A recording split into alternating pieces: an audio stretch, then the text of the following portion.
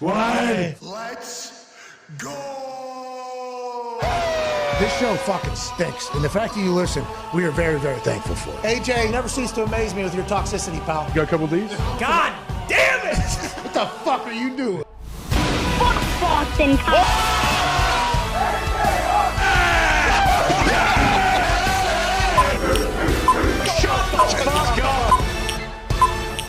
Hello, beautiful people. Welcome to our humble abode, the Thunderdome, on this Feel Good Friday, May 19th, 2023. This sports program starts right now. Feel good! Friday, a little bit. That was an embarrassment from the toxic table, who looks a little bit different today. At Boston Connor and at Browner 5000, I believe. Yeah. Bruce Brown is here. Great to see you, Bruce. Hey, Bruce. Thank you for having me. Now, we might as well just go ahead and clear the air now on why Ty is not here. ESPN actually told us to suspend Ty for at least one day for something that he said yesterday. We don't know exactly what it was. Could have been 1,000 different things. A lot of stuff. And even though our show is not on ESPN yet, or, even changed at all to the ESPN show that we're going to become, which is a completely different one. Of course. ESPN did reach out and say, hey, you need to get that guy. Yep.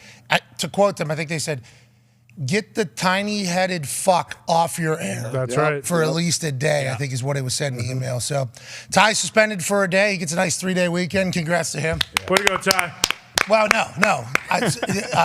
Oh, yeah, shit. Because suspensions aren't good. This isn't high school. This is a bad thing. Yeah. They weren't good in high school either, okay? Yeah, at Depends what Tone you did. Diggs, one half of the hammer. Dahn. Cowboys. Sometimes it was a badge of honor, though. You know what I mean? absolutely. Sometimes you got to go down with the ship. Sure, we all did. There was a couple in-school suspensions that I had that lasted a little bit longer because they wanted me to write an apology to the teacher. There you go. Which, now I'm thinking about it, has come really That's a full circle. full circle moment. Yeah. Didn't do it then. Had to sit in there for about a week and a half.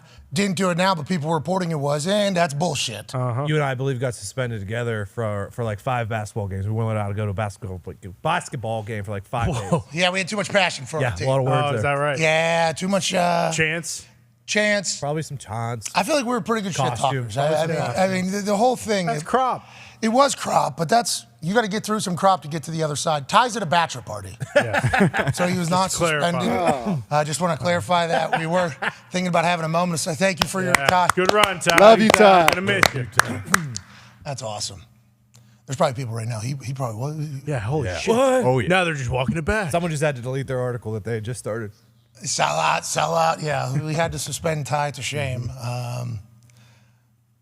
If we wouldn't have addressed it, he was at a bachelor party. Oh. I honestly thought we were going to run with it that he was suspended. I actually don't believe that he's at a bachelor party. Nah, see, that's the problem. That False is flag. the problem. Anyways, let's have a great feel-good Friday. Last night, sports are doing their thing. Yeah. We're in the conference finals department of two major leagues, and that being the NBA and the NHL. Last night, the NHL saw the 6th longest game in NHL history. Jeez. 4 overtimes, okay? And it wasn't until like final seconds of the 4th overtime where the Florida Panthers stole the joy out of all of Carolina. The game ended at about 2 a.m. There was 25,000 Caniacs screaming all over the place. Yep. And they had to go home going into a workday Friday with limited sleep and devastation as their hearts were broken late into the 4th overtime. Long game, great action, and the Florida Panthers continue to surprise everybody with their greatness. Nikki Skates back there. This game was a great game. I mean, there's no way any of us stood up for it or would stay up for that whole thing. Darius said he stayed up all night for this, obviously, Naturally. because he's a massive Florida Panthers fan. Huge. Outside of that Caniacs Arena, which was still packed to the gills at 2 a.m. Oh, yeah. Shout out to them because that's a full decision that has to get made. Because it's Thursday night and we're getting in there. First overtime. That's a whole nother fucking period. Oh, yeah. Then there's a whole nother intermission. Yeah, a lot of chances. And then you go to second overtime. It's like, are we staying? The whole nother period, whole other intermission. Third overtime, there was another fucking game that was played, and then another intermission. And then the 4th overtime, tick, tick, tick, tick, tick. And I'm assuming people left, but the video has A lot of motherfuckers in that arena. Oh, yeah. Aside from them, did anybody stay up to watch that last night?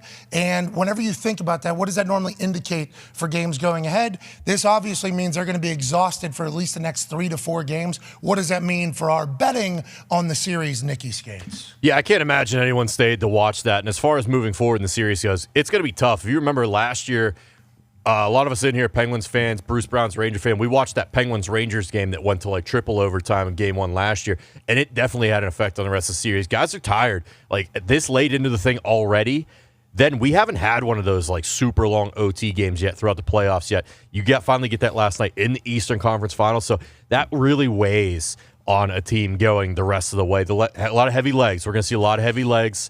But, you know, they're professionals. Yeah, they're good through it. They're already tired. They're all exhausted. Another game. It's a best of 8 all of a sudden instead of a best of 7 because they added a game and another period on Massive for the Panthers, though, to get that win, to get game 1 win on home ice of the Carolina Caniacs. Yeah, it's nice to go in there and steal one. You know, win at home and then you got to steal one on the road. They've already been able to do that. Will they be able to win at home? We shall see. Let's pivot to the others. Congrats to the Panthers. Way to go, Panthers. South Florida just learning that hockey exists, also having a chance to maybe win in Lift Lordo. Yeah, sweet. Who knows how the Western Conference is going to shape up, but we know that Stoner and the boys are going to be ready for that green Texas hockey team. Now let's go to the other league that has their conference finals taking place. Anytime the Lakers are on TV, you're going to watch because Braun's on there. And now that he's playing against this team that I don't think any of us had any respect for or knew about before the playoffs. Not enough. With this big, tall Serbian bastard who seemingly is the best basketball player on earth. Obviously won back-to-back MVPs this year. Wasn't even on a Zoom call whenever they were going to announce who won the MVP, even though I assume every Denver Nugget fan on earth said this guy could win it every single year. Yes. Look Look at his stats. That is on the offensive end, what are you doing? It.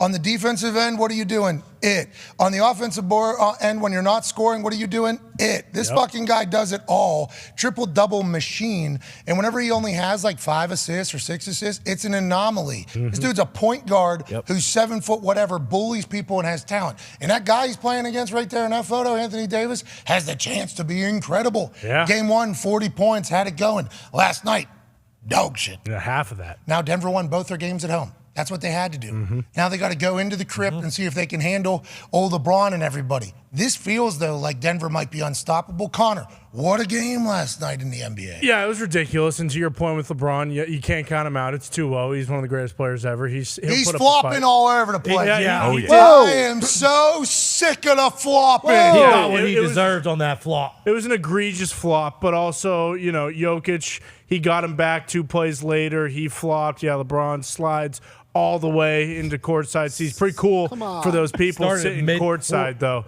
But Jokic got him back. No. Spilled a guy's beer on this. He was in the key. Yeah. That thing happened at the foul line. That's right. Joker's a big body, He jumped all the way over there. He's a bully. He got the call here. Yeah, he did. Yeah, he got the call. Of course and he did. Jokic got 1, 2 plays later. Whoa. Jeez. That was not a flop, okay? No, The not dude's a in the flop. middle of the court. Not a flop at all.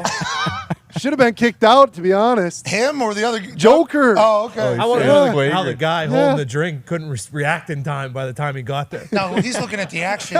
There's no way. I had my peripheral over here. There's nobody within 15, 20 feet of me. And then all of a sudden, LeBron James flies. The flop.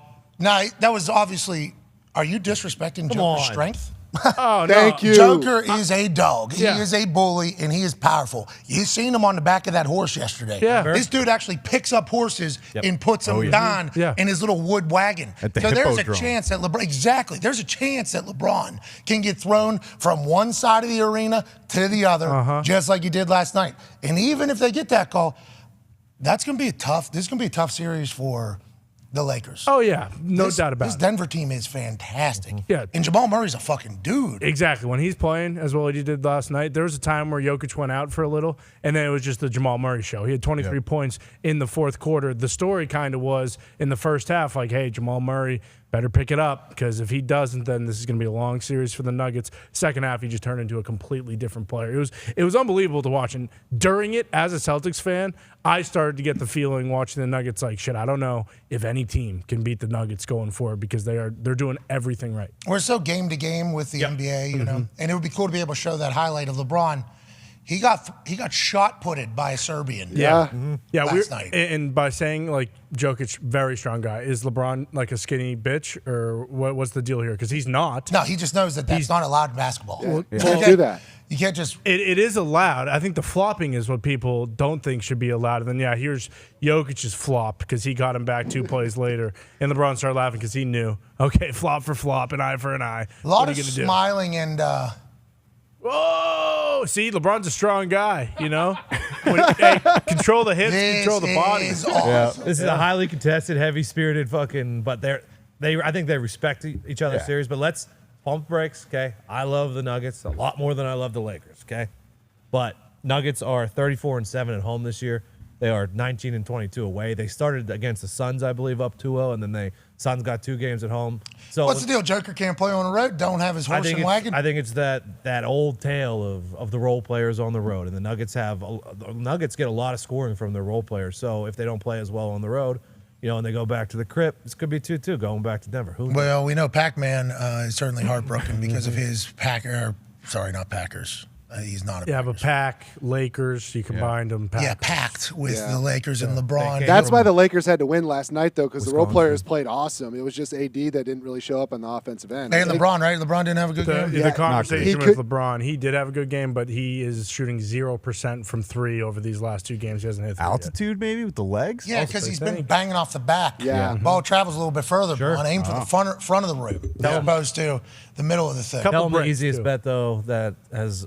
Austin Reeves over 1.5 threes. I think it's up to 2.5 now. They're onto us, but he's had 5 each game. Absolutely printing money on Austin Reeves over 1.5. Austin's a dog. Beast. Yeah. He scored, actually. LeBron twisted his ankle. This is towards the end of the game. It was 101-96, and they're up down by 5. Austin Reeves brings the ball up. Quick little dribble. LeBron's still back in the backcourt. He did twist his ankle. It was bad. And Reeves just banks in a 3. Yep. All of a sudden, it's a 2-point game. He's always exactly where LeBron wants him to be. And that's really what Austin Reeves needs to be. Well, that's because LeBron has such high basketball IQ. Yeah. Oh, yeah. And that's why the first time you seen Austin Reeves play, you say, this guy got good basketball IQ. He's going to be a star. He's the same page as me. It was literally first practice. Remember, he said, this guy's got a high basketball IQ. Knew right away. I know he does. And then you hear like Caruso and everybody talk about Braun. They're like, hey, he's brilliant.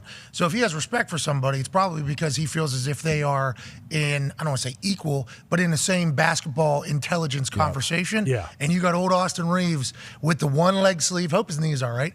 I was trying to watch his gait as he was walking down the court. I'm like, how is that guy's knee okay? And then you got Braun with one on his left. I think there's a lot of banged up, kind of meniscus maybe, a little bit of swelling. It's a long season, and these dudes are playing. We appreciate everybody out there. Yeah, keep it going, boys. Almost there. This Nuggets team's awesome, though. I like the coach coming out and saying, I'm about sick and tired of everybody saying, are the Lakers going to be okay? Are the Lakers going to be okay? Who gives a shit? Joker just had a historic performance. Talk about this big, tall Serbian, about what he just did. Who cares about what? We are in this guy's time, okay? We understand this guy had a time. We are in this. He's best basketball player on earth? Yes, absolutely. Is that what he is? No doubt about it. People are just getting used to it now. He's been... Because it's such a different style. Exactly. And he's been this good for so long. It's kind of like Giannis 5 years ago. People were like, this guy's unbelievable. And then you just get numb to it. It's the same with Jokic. He's averaging a triple-double in the playoffs. I don't know if that's ever happened. This is what I'm talking about. When this shows up at your fucking arena, good luck. See you later. Is that like a thing there where they just show up and like race each other in there? Is that a thing where? Oh my God, don't be so disgusting. Jeez, We're going to have to fill that stadium. No, I don't know. Sorry, always Bruce. at the hippo drum. You might as well just apologize now. Yeah, well, it doesn't even matter because Mickey Mouse is suspending him right after the show. Boom. See you Gone. later. Yeah, they don't just execute the horses on site there either. But Bruce. is it like Yeah, let's like your go- business, horsing business. Oh, yeah. Horsing around. Let's talk Yeah. about it. Bruce has been in the horse game a long time. Basement full of glue. Yep. Bruce, Jesus. Jeez Louise. He's been in the horse That's not game true. for Only a long Elmer's. time. that's not true. For arts and Elmer's. crafts. That's actually, you Google that, that's not a thing anymore. So they say. It's not. Anyways, Just in hot dogs. They do hot dog? They do horse dogs? They don't. That's a Ted Lasso reference if I ever Like seen in it. his latest episode of Ted, they said that, yeah. Okay. okay, I need to catch up, obviously. Coach Lasso needs to make me a better person. Feel good. It's really getting nice. Every episode's like that. And I saw him talking to Rich Eisen. He said he doesn't know if the show's done or not. What? He said me and the co-creator we'll get, I believe he said, in a pool, have some drinks, and we'll start throwing around ideas. And we're not just going to continue the show just to continue the show. Oh. He said if we come up with something, we'll do it. If not, we're not going to do it anymore. Kind of enlightening. I'm sorry I missed it. Happy to hear horses aren't a part of hot dogs or glue. It's nice to be in 2023. Horses dying is certainly something that has been brought up now more than it has in recent memory. But also horse racing, we're in the middle of horse racing season right now. So there's a lot of horse talk. Feels like more people are interested in horse talk than they have been in a while. And what I'm hearing is the horse industry is fading. There's no more triple. All the horses that were supposed to be in Kentucky Derby, gone, scratched, see ya, sick, can't race. And then Ian Rappaport's horse gets in. Okay, and is nowhere near, it's hurt, whatever. It stinks. Preakness only has one horse that was in the Derby in the Preakness. The Preakness is this weekend. Yeah, the Preakness is this weekend. Have you heard anything about it? No, I didn't even know it was this not at all. It is quiet as a whisper. I believe that there are 7 horses in the field now, so very small field. What? The only Connor, horse. why don't you go racing there? I will right now. Can we get him on all fours? I'll run. I've seen a girl on the internet. She thinks she's a horse. Oh, horse girl? Oh, Can we get her in her Preakness? Yeah, put her in, coach. Yeah, it might be a little dangerous. Why is there only 7? Because every horse is sick, or? So National Treasure, I believe, scratched this morning. So that was the Brad Cox horse that I was probably going to bet to win. He's out. Mage is the only horse that ran in the Kentucky Derby. Obviously, won the Kentucky Derby. He's the only horse running again. So a lot of people are calling now for them to move the Preakness back. Essentially, like, Can't do that. the history, it muddies the waters. Like, obviously, it'll be harder to compare Mage to Secretariat if you move the Preakness back a couple months. You guys get a week break, 2 weeks break? Yeah, What it's do a they 2-week break. So anybody with these 3-year-olds, they run until they're 5-6 years old. They got Breeders' Cups coming up and all that. If you lose the Kentucky Derby, why would you turn around and point them to the Preakness and potentially, injure your horse if it's banged up like Rapoli's was going into the Kentucky Derby? Can these horses get better, like over 2 months, like faster? Yes, over 2 months, more over 6 to 12. So they're at their fastest 4 years old, 5 years old. Which is the Breeders' Cup, which is not the Kentucky Derby, which is so frustrating that you guys have allowed this to be the horse business. The Breeders' Cup is that's the pros. Yes. These are the fastest fucking horses on this rock are running in the Breeders' Cup. I did not know that till last year. I didn't know the Kentucky Derby was like the minor leagues pretty much. They're like college football pretty much. They're younger. They're only within an age span. And they're nowhere near as fast as the Breeders' Cup horses, right? Some of them are, faster than a lot of 4-year-olds, but the prime of their career, even if they're super fast as a 3-year-old, will be as a 4-year-old. So who cares about Preakness? Any of these? Yeah. Who gives? Give me the Breeders' Cup. I want the fastest ponies. Everybody's just scared, right? That if you get rid of the Triple Crown, that horse racing will just kind of disappear into irrelevance, and like that. That might be true, but I don't know. Derby, go wander around the Derby and say, hey, name the Triple Crown races. Yeah. True. They would say. I think you're right. But Preak Nasty has that, right? And then there's that other one in New York. Yeah. Belmont. The Belmont, the Crown Jewel Mall. That's what I'm saying, though. You put me on the spot just a few minutes ago. Yeah. Hey, what's the Triple Crown? I would have been able to get 2 of them. I don't think I would have been able to get 3 of them. I think all anybody wants is just like a lot of hype around something and then a good race, right? Isn't that kind of what it should be? I think a lot of people would be fine if it was just the Derby every year. Well, those horse people would not be. No. We need to build the breeders like the Derby. I don't know why. The breeders should be before the Isn't it during like football season? Yeah, that's Get it out of there. exactly. First week in November. Why do they do that? The people in charge of the Breeders' Cup have no idea what they're doing. No offense. I just learned about what you guys are doing. I'm sure there's a reason you do what you do. You guys should be marketing harder than anybody else. You got the best horses. Yes. Yep. And yet here we are talking about fucking chaos. With 7 Chris. Talking horses. about Mage. Yeah, who gives a shit? Give me the Breeders' Give Cup. me the big dogs. I'm not watching the NBA playoffs thinking, you know what, I can't wait for March Madness next year. No. No, you're not. You're I'm watching. saying I got Joker here. That's right. I got Braun here. Boom. Yeah.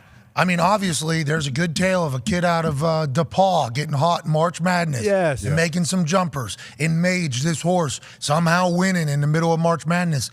Give me the best ponies on earth. Now. And that's the Breeders' Cup. Yep. And they only race one time? What is the Breeders' Cup? It's 2 days, similar to how the Kentucky Derby set up with the Oaks, but the Saturday card is just the best card you'll see anywhere in horse racing. We need 4 of those Just Saturday. bangers all day long. All right, joining us now is, speaking of bangers all day long. Hell yeah.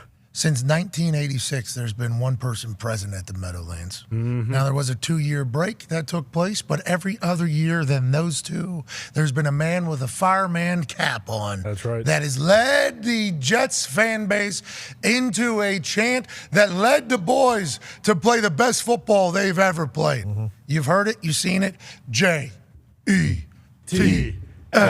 Jets, Jets, Jets. In every single primetime game that we have seen, the man that starts that entire thing is a former firefighter out of Harlem. That's right.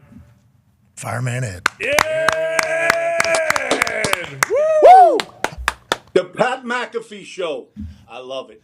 I love it. Fireman Ed. Guys, I'm big fans. Hey, Big fans. I want to let you know, I'm a big fan of yours. Okay, there's other big fans of yours. Wow. And you have learned of a Patriot fan that's not the biggest fan of yours, but we will get to him momentarily. Let's talk about you. Watching that video of you respond to Connor's disgusting allegations. Was it? Yes. I learned a lot about you. Since 1986, you've been in the Meadowlands leading the Jets chant. It wasn't that wasn't when the JETS chant started, though, right? You just kind of were a part of it and kind of kept it going. Is that an accurate depiction of your run? Yeah, well, we have the history of the Jet chant that we did for SNY years ago, and it started in Shea Stadium with Larry Mack. Larry Mack was a fireman also up in the South Bronx. He was from my neighborhood, and then when we went over to the stadium, over to the Meadowlands, it went back and forth in the end zones. 301 was Dahn Valenza, God rest his soul. He just died, Dahn. Rest in peace. And Donnie Schaefer. Donnie Schaefer was on the other side. He was a New York City police officer. So they used to go back and forth in the end zones. And then me and my brother were in the lower tier. And after a couple of years, we were there in 84. By 86, I said to my brother, I said, I ain't staying here. This is dead. I said, we got to do something. So I started running up and down the aisle. I went on the railing. I go over the railing. I'm hanging from the railing. My older brother grabs me and he goes, pulls me up and goes, get on my shoulders. Oh. And I went on the shoulders. And my brother died September 8th this year. So there'd be no Fireman Ed without Frankie. Well, rest in peace to Frankie, and we appreciate him making that moment even bigger so that we can all enjoy it for so many years since then. You have become synonymous with the New York Jets, and did you know that was going to happen, and did you appreciate that happened? Because anytime you get that, and we experience it all the time, you're going to take it on the shin sometime. Yep. And I assume that happened to you as well. What has it been like becoming one of these public faces, especially for a franchise that hasn't been fantastic for a long time? Well, when you're young, you're just crazy. You're going nuts. And we were doing it because we wanted to make a difference. So we tried to do it in our section. And who knew that years later I wound up becoming a fireman in 87. Next thing you know, I'm wearing the helmet. One of my buddies had it when we were up in Buffalo. This guy, Johnny Cirillo, we used to have the green helmets. So I asked him to let me wear it. And my brother, and then it just took off. Now, you know what? It was always about the Jets and the Jet fans. The Jet fans are suffering. Listen, Pat, I'm honored that I'm able to do the Jet chant and that they listen to me. It's humbling. I'm honored. I never take that for granted. The Jet fans have been suffering a very long time. We're wayward souls. We've been ridiculed. We've been they've been laughing at us, and the fans have stayed true to form. We haven't been in the playoffs in 12 years. We haven't had a home playoff game in 21 years, and we haven't won a world championship in 54 years. This fan base has suffered long enough. We've been in the desert. We've been waiting for the water, and Aaron Rodgers has got the water. Let's go. Let's go. Out of the darkness with the water into New York, New Jersey. And the Jets fans obviously optimistic for the first time, long time, as you should be. We think it's going to be a fantastic fit. We think you're going to have a lot of success. Could you imagine world championship? First time, 54 years. You at the Super Bowl.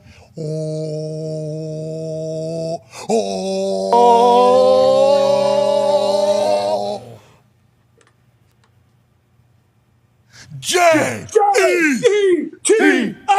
Jets, Jets, Jets. What a thing, bro. Yeah, hell yeah. Hell yeah, Ed. Could you imagine that? Over half a century What a time that was. Yeah, everybody. J-E-T-S, Jets. Hey, baby, hey. That's what I'm talking about. Love this fan base. We've been starving. They're hiding in the weeds for yeah. years, Hell yeah. afraid to wear their stuff. The Jet fans, enjoy the journey. I hope we can win a world championship. I feel we will with Aaron Rodgers. And I hope we all can raise that Lombardi trophy. But first, Yeah. I want to have home field advantage. And I want to raise that Lamar Hunt trophy in our house. Yeah. Because the fan base deserves that. Hell yeah. The fan base deserves that. Our fan base has been suffering forever. Yeah. And I want to see that for the fan base. And I'm blessed, and I thank God that He gave me an opportunity to be able to do what I do. Hell yeah. And you do it to a fantastic standard every time. Felt like I was in MetLife Stadium. It did. Felt like I was in the Meadowlands there. Front row. And, if you were to lift the AFC Championship trophy, the Hunt Trophy, you would have to beat a very, very tough AFC. The AFC is stacked, which kind of sucks for you guys. You guys get the first, really, really good, promising team, and it's maybe the deepest the AFC has ever been. But let alone the entire AFC, let's just talk about the division. Obviously, the Buffalo Bills are still the Buffalo Bills, and Josh Allen is seemingly going to be the best version of himself this season Ever. because of how everything's going this offseason for him. Then you talk about Tua, they're making him a helmet and he's doing jujitsu Got an airbag. so that he won't, he'll be able to play all season long. So they're going to be good. Then you talk about that team up north. Hell yeah. The New England Patriots are still going to exist. They don't have Tom Brady anymore, but their fans still feel as if they're winning the Super Bowl every single year. I think you got. Where's Tommy? Yeah, where is Tom? Where is Tommy? Hey, Where's Tommy? Hey, hold on, though. There's one man who thinks they're still in the glory days, Fireman Ed, and he said a lot of terrible things about you the other day. Connor, do you have anything to say to the man that is Fireman Ed, firefighter in Harlem? For how many years were you fighting fires over there? I was over 20 years. Over 2 decades. Wow. Running towards danger. Wow. Not away from it, pal. Honorable. Going right into the fire. Honorable. Over 2 decades. You have anything to say to him after your disrespectful fucking comments, pal? Yeah, I do have something to say to him, Ed. It's a pleasure. Real fucking pleasure to sit here and listen to you do the JETS chant. I hate it. I hated it before today. I still continue to hate it. I hate it actually even more now that I'm talking to you. And, you said a lot there. Why don't you worry about winning the division, okay? We're talking AFC championships. We're talking Super Bowls. This is what the Bills fans did. Don't be like the Bills fans. The team that actually plays in New York, might I remind you. But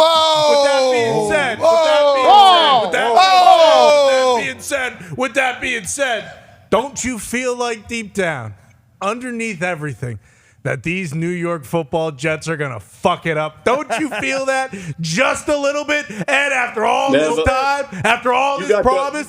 You got the wrong fan. my glass is always half full. Always half full. Should be. All right? So, first off, if you want to be the champ, you got to beat the champ. We got to go through Buffalo, and we'll win the division. We got to go up and we got to go to Kansas City. We're going to play Kansas City. Well, they're actually coming to us. And we got to beat Kansas City. Ooh. The mission, stack the wins, home field throughout the playoffs, and the Jet fans will do the rest. Hell yeah. The Jet fans will do the rest. And we'll take care of your New England Patriots because we owe you guys big time for a good 20 years. Yeah. And we remember the 50 burger, and we remember the celebration. It's a big burger. And the homecoming with Richard Seymour. And we remember Bill Belichick, clam-faced chowderhead. We remember him. Hell yeah. Remember how miserable he is and how he hates us. We don't forget nothing. None of Good. it. Listen, it's got to be done on the field, and we're going to do our part as Jet fans. And that's all we could do. Fireman Ed, he called you fat the other day. I did. What's that all about? I did, Fireman Ed. I'm looking at you now. Nah, Fireman Ed would ragdoll you. He would buff at you right I now. never said he would. He would ragdoll you. And I would take it, and I would stand back up like a man. We don't know. Yeah. After Fireman Ed gets his mitts on you? Maybe I have to go to the hospital. I don't care. Hey, Fireman Ed, what the seats that you're in for the games, I assume you're a season ticket holder. They help you out. Yes. Can we get him with you during the Jets-Patriots game at MetLife Stadium this year? Can we make a thing out of this? Well, as long as the fans don't lynch him. I mean, That's fine. there's nothing I can do about that. That's fine. There's nothing I can do about that. I mean, Hey, he's a fireman, but I ain't saving you. Your duty to protect him. That's okay. I'll get a bubble. He retired from that. He did retire from firefighting, but never from his Jets fandom. Can't wait for you two to meet each other. Hell yeah. Can't wait for this season for you guys. I think it's going to be much better than the ones have been in the past, and we appreciate you making time for us, Fireman Ed. Hey, you guys are the best. I love the Pat McAfee Show. Pat, you're legendary, man. When you go on that WWE, man, that just blows my mind, man. You are a athlete. Thank you. Unbelievable. Thank you. Unbelievable. But listen, say hello to AJ Hawk. I love AJ. Hey, Connor, we're all good. All right, good. It's all Love good. it. We're personal. Love you, Fireman Ed.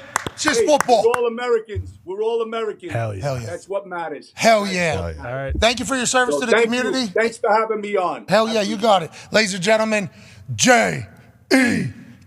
Why you doing this? Why you doing Jets. Super fan. Fireman Ed. How about it? I'd run through a fucking wall for that guy. Yeah, we're all Americans. I wouldn't. But that fucking ending was great. That ending was great. I will say, He's a genuine soul. before the Jets chant from the AJ Hawk to the United States, we're all Americans. That was fantastic. Oh, so he kind of put you in a blender there a little bit. No, he didn't. But Yeah, he did. Just like yesterday, you were in a blender. This is something that we're all got our eyes on. As soon as we seen Connor acting the way he was acting on this program about Fireman Ed, we knew that the other half of the graphic was going to come in. You think Fireman Ed was just going to sit there and let some schlub from New England Patriots fan base say what he said? No way. I appreciate them piecing it together. Here's the video they ran for their podcast, which I believe is the NYJF pod, which is New York Jets Fire. I think fans, I thought, but I'm not positive. NYJF podcast. This is the video that launched into Fireman Ed coming on the program today. How about Fireman Ed? Fireman Ed is a fucking sellout. I agree. He isn't a real fan of Stolen Valor, and even when he Wasn't he an actual fireman? I was a New York City Figure it firefighter. out. I worked up in Harlem. It was Engine 69, Ladder 28, and the 16th Battalion, the Harlem Hilton. I had respect for Fireman Ed up until the point where he retired. Honestly, I had more respect for Fireman Ed because he was still Fireman Ed while they sucked. You respected me?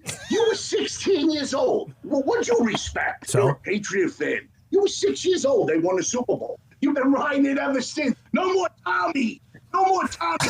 Don't be a fucking quitter. You have to be there while it sucks. I never quit anything in my life. Okay. But I think I could make you quit. Oh. 63 years young. I still got plenty left in the tank. I was doing a jet chant since 1986. I stepped away for 2 years. There was a reason. It had to do with my family. It had to do with some different things. I'm proud that I was able and still am able to get 80,000 people on their feet and rock the Meadowlands. I think I saw 8 chins on Fireman Ed. You better come see me. There's 4 chins. You're gonna look a little differently when you see me in person. You don't want that smoke, Ed. You don't want that smoke. Hell yeah, Rob Carpenter knows, former NFL wide receiver. We appreciate them coming by. And that video, fantastic. Very well put together. Whoever did that. You better come see me. Hats off. Oh, 4 chins? It was actually 8, if I remember. Yeah. I don't want to go any other way. It was. He was awesome. He was. Yeah, that was fantastic. And I did like that he was like, I can get 80,000 people to fucking move. Can Exactly. you? No. Definitely you can't. not. So that was what he was pumped up about. I appreciate that. That's how he views it. Hey, somebody's going to have to do this. Of course. Okay, back in the day, it was section 301, 316. End zone, End back zone, and It was dying. You know, somebody had to pick up the thing. And when the next, whoever comes by, Fireman Ed will pass the cap. Yep. Say, you got to keep it alive out here. How about him saying, you get home field advantage for playoffs, the fans will do the rest. Don't you even worry about the plays, okay? Don't even worry about completing passes or tackling. Nope. We will handle it. They come into the MetLife Stadium. They got no chance getting a dub on the way out, especially at the playoffs. Good for them. They got to be riding so high. Oh, yeah. But that conversation with him is a very real one. That AFC is deeper than it's been ever. It's ridiculous. Joe, Pat, everybody was talking about getting the biggest contracts, all in the AFC. Yes. The entire young cast of characters at the quarterback position who are all going to break the contract record at the quarterback position, all in the AFC. That is tough for 10 years 15 years coming because they're getting locked down. But if you're going to win a Super Bowl, you got to fucking beat everybody. Yeah. anyways. And there are going to be at least, 2-3 guys who miss the playoffs for the next, foreseeable future who are good quarterbacks. It's just inevitable. And that's why, like, when you look at the NFC, you wonder if any of the elder statesmen are just thinking, like, hey, this is probably my last ride.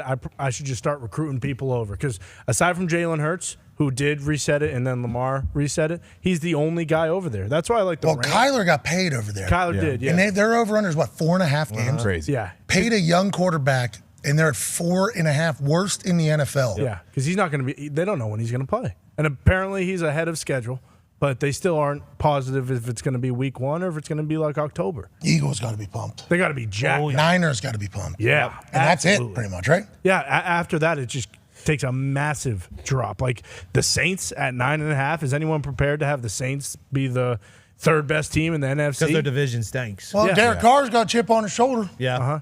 But that's why that's so Chip on his shoulder. Big old chip. Down in the bayou, Derek Carr, he was supposed to go to the Jets, but Jets said, we're going to find out if Aaron. Yeah, let's wait. Okay, sorry about it. And then he goes down there, reunited with his coach. They got dogs down there. They do. Both Saints sides could of the be ball. great. Yeah. A lot of these NFC teams are hearing us have this conversation, I'd assume, and just thinking to themselves, what about us? What about us? What about us? It's sorry. I'm very sorry. The NFC, maybe that NFC East, right? That's going to be a prime time. Maybe one of them gets very hot. Maybe two of them get hot alongside the Philadelphia Eagles. But aside from that, if you're in the NFC and you're a fan, you got to think there's a chance we can get there. Yeah. You can get to the Super Bowl, which is great news. I could be wrong here, but the NFC East might have like 3 of the top 5 quarterbacks in the NFC. Oh, yeah. In Danny, Dak, and then Jalen. Like, who else is over there?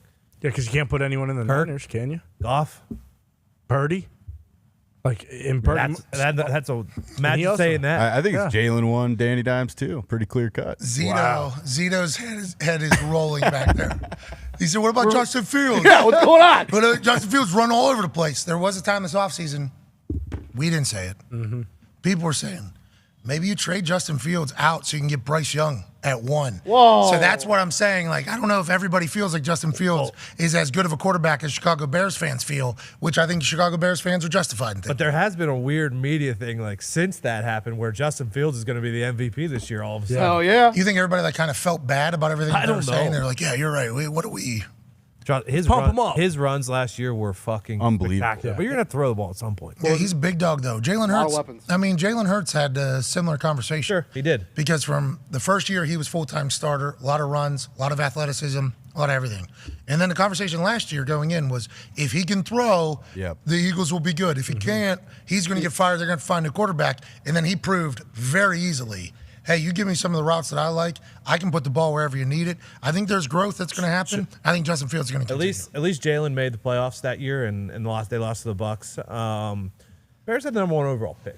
Yeah, their team People forget because they traded it, but they had the number 1 overall pick. Got an awesome weapon out of it. The team has stunk for a long time over there. That's the thing. And he's had, like, Darnell Mooney is good, but now they have DJ Moore, who's not like a rookie, like, hey, they finally drafted a weapon. Like, they have an established. Claypool was traded for a first-round pick, so he's probably going to be really good.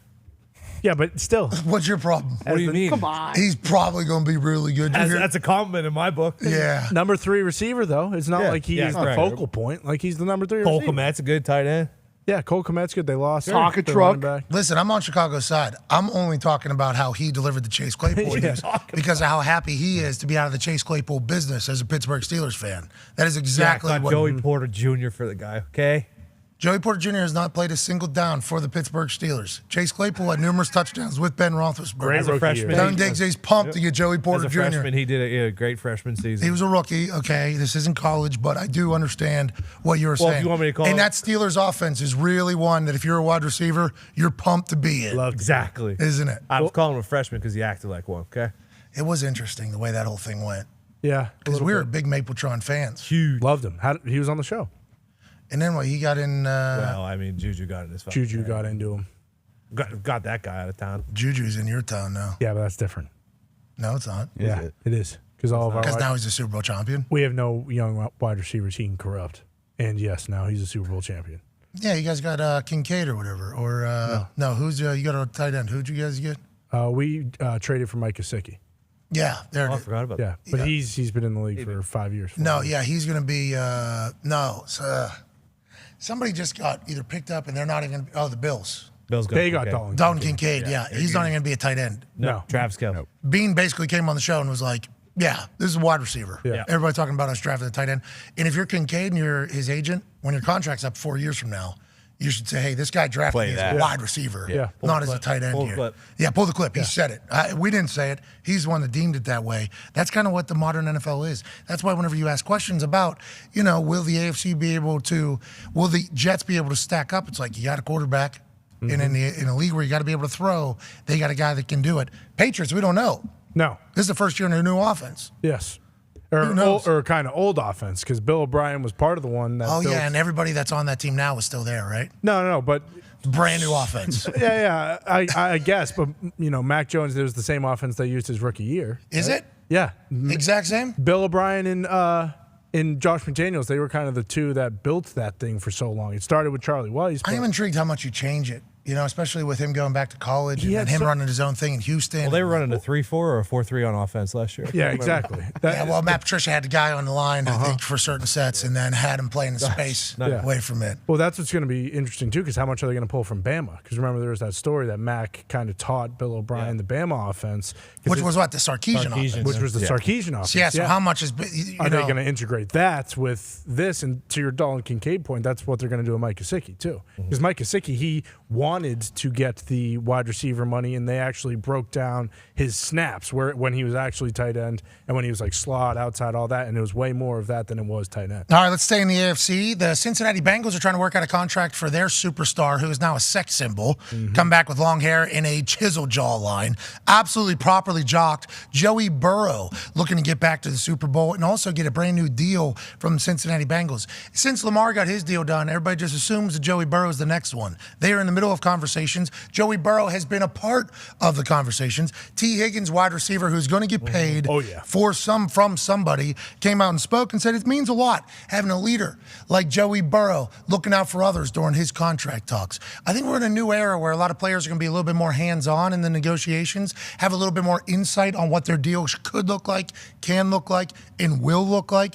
And with the way their salary cap gymnastics and structuring of contracts, people can get paid while allowing a team to get built. It's kind of the beautiful thing about these new GMs and the little loopholes that they've found in the salary cap world. So Joey Burrow being involved, good news for everybody. Joey Burrow with new hair, great news for Cincinnati. And I love this new generation of QB and new generation of contracts where guys are involved in it. Hopefully T. Higgins and others are able to get paid as well, and this Cincinnati Bengals team can stay together. Yeah, this feels like the first time where it's not going to be something that maybe changes the whole entire, spectrum of the quarterback contracts. It feels like he's going to obviously get a ton of money, but it's not going to be to the point where he's resetting it again. Do you think that maybe Joe Burrow is kind of considering it'll be some stat. And it'll be some contract. Remember, APY, it'll be boom. Average per year could be, or new money in the first 3 years. Yes. Will be newest, highest, guaranteed will be the new thing. Maybe length too. Just go crazy with the. But you can only kick the salary cap 5 years, is what Rappaport told us. And that's what they're with Mahomes. Yeah, they were able to do it because why do you sign a 10-year deal? Well, you can only kick it 5 years, so then you're able to renegotiate it. So I assume it's going to be long. Yeah. But also, there's so many different ways to reset the market in the way you phrase it and word it, and that's why the negotiations are so important. That's why I'm happy Lamar was able to get a deal done because I think they were able to lay out like, hey, you're still going to be the highest. Boom. In this entire thing. You might not get the most guaranteed out of everybody, but if you play, you'll still have the highest which I think we can all agree on is resetting the market. You negotiated that yourself. Congrats to you. Something that Joey Burrow agrees upon will be a brand new, but I do believe they're going to leave some room for everybody else, which is great news, and also goes to what everybody said about Joey Burrow, which is like he's an incredible teammate, phenomenal teammate, drinks beers, hangs out, takes the boys, still a guy, and this would be obviously the biggest detail of that. Yeah, we know Mahomes is probably going to wait for him and Herbert to get done, and then he'll do his extension. Because the Herbert deal is fascinating. I was going to ask you, like, are they waiting for Burrow so that he comes in below Burrow because, he hasn't been to the AFC Championship and to a Super Bowl? Or do the Bengals wait for Herbert and go more than that? Like, you would think the Bengals would want to get done before Herbert. I think the Bengals are looking at Jalen's deal. Yeah, that's what I would think. And saying, hey. Same thing. Same, because he missed a year from being injured. Jalen didn't play, basically, 1 full year. Or Lamar, because Lamar now is technically the highest. Yeah, he's at the top. APY. Yeah, like 51, 52, whatever. Joe Burrow hasn't won an MVP. Lamar has won an MVP. But he has gotten to the Super Bowl and AFC Championship. Lamar only has 1 playoff win. Yeah, but that would, like, all these things can be utilized as leverage points. Yeah. You know what I mean? But you would. Because then Lamar could easily say, well, the team that I had around me, like, the team you put together, obviously you give me the team that this is what Lamar's agents, Lamar's mom and Lamar are saying, and people around him. Well, if you give us that team with an MVP player that he has won MVP, we're probably able to get to the AFC Championship. Now, if you're Joey Burrow's people, you say, hey, all we do is win whenever I'm playing. And that is the only thing that matters. I'll win an MVP over the next 4 years, probably. For sure. Over the next 3 years. So that's that whole thing. But it will be interesting to see where it's slotted. Is it the MVP that Lamar has that is so important? Is it the distance that Jalen Hurts was able to make it as a young quarterback to the Super Bowl and lose, just like Joe Burrow? Is that what it is? It'll be interesting. That's why the Herbert deal, I don't know where the Herbert deal's coming in at. Yeah, what do you do with Herbert, especially because they've paid so many guys around him? And obviously it feels as though there's no chance they're paying Austin Eckler, but they have a left tackle to pay, Rashawn Slater, which is now a very, very high-paid position. So, like, does Justin Herbert kind of leave some money like it was for Burrow? But Burrow feels like Hurts. Like, that deal's probably going to be very What's the Danny Dimes deal? It's just kind of like, it's a good amount of money, right? Yeah, 160 with the 92 virtually. Yes. And you guys are pumped about that. I mean, it's going to keep looking better as guys kind of keep resetting everything. We need to see continuous improvement, I would say, and just taking care of the ball. But, yeah, I'm excited about it. But you can't sign Saquon because you signed him. I think we might be able to work something out with I heard you guys like $9 million off or something like that. Yeah, there's no chance. It sounds like $7 million a year off. Saquon said he's out. It's like a $10 million franchise. He wants like 17 or 16 or something like that. Or I think he asked for 16. Probably settle in around 14. Man, maybe I don't know. Maybe if he'll settle in. For Herbert, Kyler got 46 a year, like, and then Jalen and Lamar are 51 and 52. Are you giving Herbert more than Kyler? Oh yeah, me too. Yeah, that's what I'm saying. Like, so like 47, 48. I go 50. So more than Kyler, but less than Jalen and Lamar.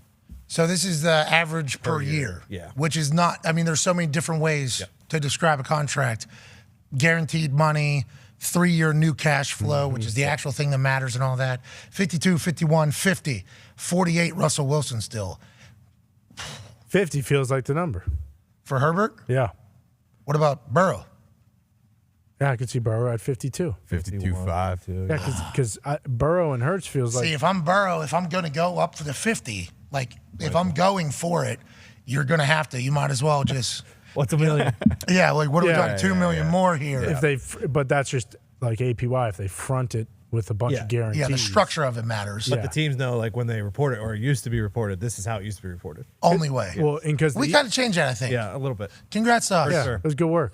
We won't do that in the future. We won't. No. We won't be able to change anything Won't have else. the platform. No. Yeah, we won't be able to do that because the things that are being said. Remember, it's this year. ESPN has direct access into my left ear. Yeah. So whenever they want me to say something or change something, they go right here. And then not even into my brain. It just goes out. Like Tom Pelissero, he's plugged in. Goes right from here out my mouth. Middle of the sentence, doesn't matter. Yeah, so my mouth, the voice, I don't know how they'll match my voice. I guess AI. They'll figure it out. They're all over it. Like Dudesy. Yeah. They already got a chip in you, so. Yeah, Dudesy sounds like an AI, though. You know what I mean? So if ESPN is going to just be able to go from here to here, they're going to have to really work on the sound. AI Drake. I don't think they're worried about it. They got that locked down. Let's get some phone calls on the 500 phone line, 1-833-432-3663 or 1-833-4-DODOM. Go ahead. Bengals can kind of follow exactly what the Eagles did because the Eagles had to pay their quarterback and 2 receivers, and now the Bengals had to pay their quarterback and 2 receivers. And they were able to keep Darius Slayer on there, too. Yeah. They were. But that's what I was like, the Bengals, like, are we already seeing it where because they couldn't pay Jesse Bates what he wanted? So, like, you're going to have to pick and choose. Kind of like the Chiefs had to kind of pick and choose. They were able to pay Kelsey, but they didn't pay Tyreek. Now, was that their decision? Or, Well, and then Tyrann Mathieu as well, and then they bring in Justin Reed. They pay him the exact same. So, I mean, there's a lot of things about being a successful organization. A whole new set of problems once you have success arise. Yeah. How will they be able to handle it? I think Duke Tobin's going to do great. Yeah. Seems like there's a great class of GMs right now. You know, Across the board. Veach is a dog. Howie's an absolute dog over there in Philly, which we would not have said 3 years ago. No. We would not have said that No way. at all. Duke Tobin appears to be a guy. Joe Douglas. Omar Khan, how about Khan Yeah. working some stuff? Bean working some stuff. The GMs right now at the top are fucking very, very good. The response, and it's been a response now since the draft and a little bit before the draft, but the response on Steelers Twitter yesterday after Omar was on, I mean, he is absolutely, he can do no wrong. Right Well, he's a con artist, pal. Yeah. Yep. I do like that he has somebody else doing negotiations, and then he comes, guys, we can get a deal done. Cool. Something that would be 500,000 good. more, man. Yeah, come on. The At one band? point, I love that he basically said, some asshole, my door was closed, and he came in. it was Tom. Yeah. What a relationship. All right, well, there's some massive sporting event happening as we speak right now. Tone Diggs, one of the majors for the PGA Championship, which I think the most fascinating part of this whole thing is PGA versus Live was a thing. And now it's the PGA Championship, and Live players are playing in the PGA Championship. So we didn't know if the majors were going to allow the Live players to play in there. Now PGA's major is allowing the Live players in there because I think the star power and because the ratings. But it's a lot of Live guys at the top right now of the PGA Championship. You know that has to feel good for the players that were getting absolutely crucified by the PGA players for going and playing on the Live Tour. Yeah, it's interesting because like the Masters is its own thing, so they can make their own decision. The RGA, you talking about the USGA? For the Open, no, for the Open, the R. Oh, over there? Yeah, so they make their own decision, and then the USGA makes the Open for the Open, the decision for the Open. But this is the PGA Championship. Like this has it in PGA, so we got to know if the Live players were going to play or not. But they did. Similar situation, kind of to the Masters, where we have one of the studs in the PGA in Scoot Scheffler versus one of the Live guys right now, currently Bryson DeChambeau, who has been playing. He's back. Terrible golf lately, but he lost 40 pounds this week. Just water weight. It's just water weight. I don't know if it was this week. But it wasn't just this week. He did say he lost 24 pounds in a creatine. I need to do that. That's what I need to do. I need to lose about 20, 25 right now, this baby weight. It probably feels so much better. But remember, Bryson was saying that's what made him better. He became, instead of being like nerd golfer that has math numbers for every single shot and it's tough to watch, into Bryson DeChambeau, where he was drinking 9 protein shakes a day to gain weight, and he started hitting the ball 380 every time he was driving. It became the show, the DeChambeau show, and then he goes to Live, gets a bunch of money, and then he starts sucking at golf.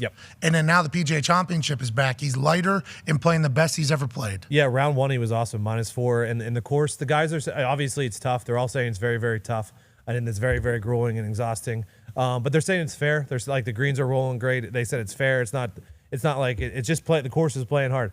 Bryson was -4. Scotty is -3. He's still the favorite at +220 to win the whole thing. Damn. DJ, kind of like Brooks. Brooks won the Live tournament before the Masters, and then he came into the Masters and played super well. DJ won the Live tournament last week and is coming in here and playing really well. Adam Scott was up top -2. Hovland's -2. Bad days for the guys who just won tournaments. So Rahm won the Masters. He's +6. Jason Day won last week. He's +6. Wyndham Clark won the week before that. He's +7. Phil Mickelson won the coffee thing. He's +5. Yeah. Exactly. His coffee beans. Another story. Michael Block, who is a course tour pro or a course pro, a club pro at a course in Southern California. He was up there at -3 for a while, and then he hit one of the worst shanks I've ever seen on TV. It went directly right. He did. He knew it too. As soon as he hit it, he was like, "Oh, this is something that the players that I teach how to golf would hit." Yeah. Whenever they're golfing, because that's what he's doing. He's normally giving lessons, right? Yeah. That's what like PGA Tour pros or PGA pros, Course pros are doing. pros, Course. yeah. A lot of lessons. Yep. And then Rich. like setting tee times and setting up clubs and everything like that. Now he's playing in the PGA fucking Championship. Nuts. Yeah. Good for him. I was doing some reading on him though. They're like, he's not a normal club pro. I guess he's won the PGA Club Pro Championship 10 times in Southern California. Yep. So he's a stud. He's 46-year-old and he's dressed super cool out there. He's wearing a sweet orange hoodie today.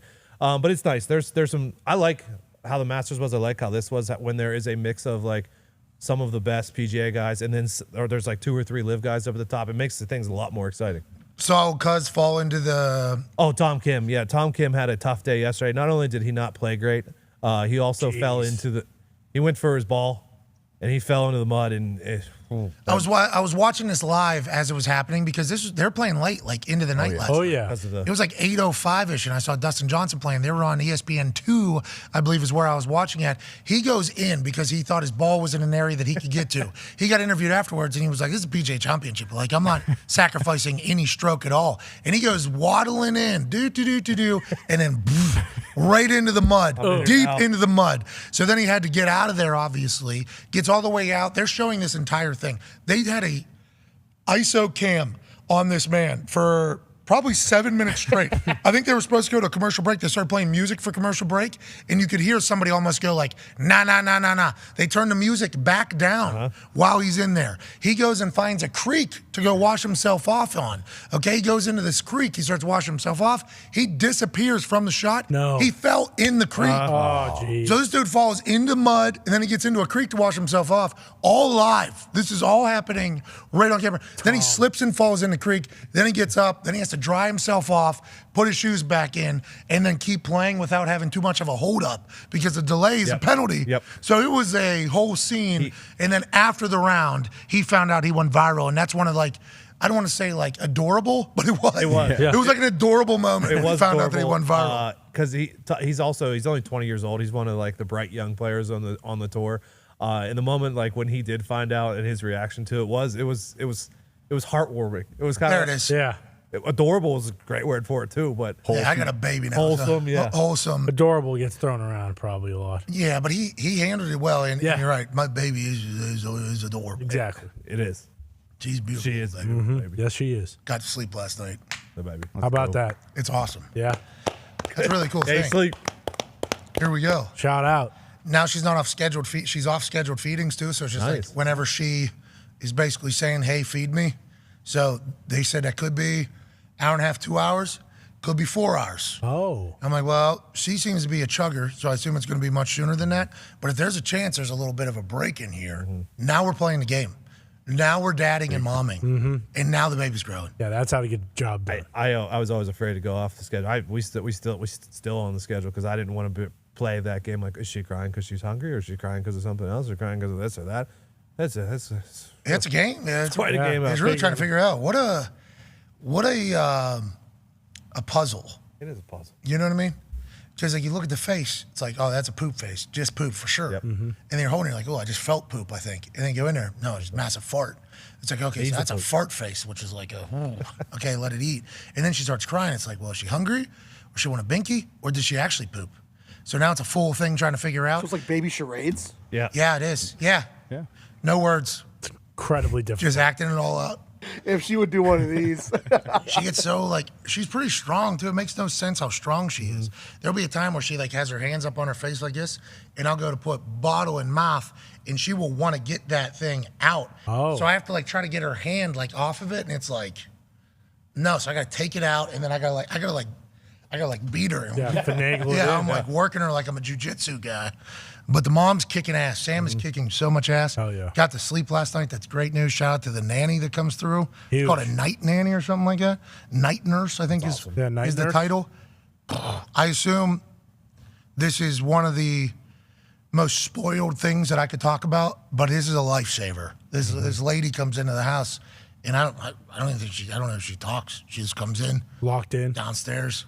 Boom, whole thing. See you at 6 a.m. It's awesome. You got it. Yeah, that's and then, sweet. And then this weekend, you'll just be able to fucking chill and watch a fucking championship. Watch PGA Championship, which is great for the weekend. The course is beautiful, too. Gorgeous. And it's 4-season course, so it looks a little different than the Florida Caribbean courses. It's a little bit different views. We got new names playing that we don't get to see every weekend. Exactly. Because Live is on a channel that nobody watches. Exactly. So much so that they don't even report the ratings anymore. How many people are watching?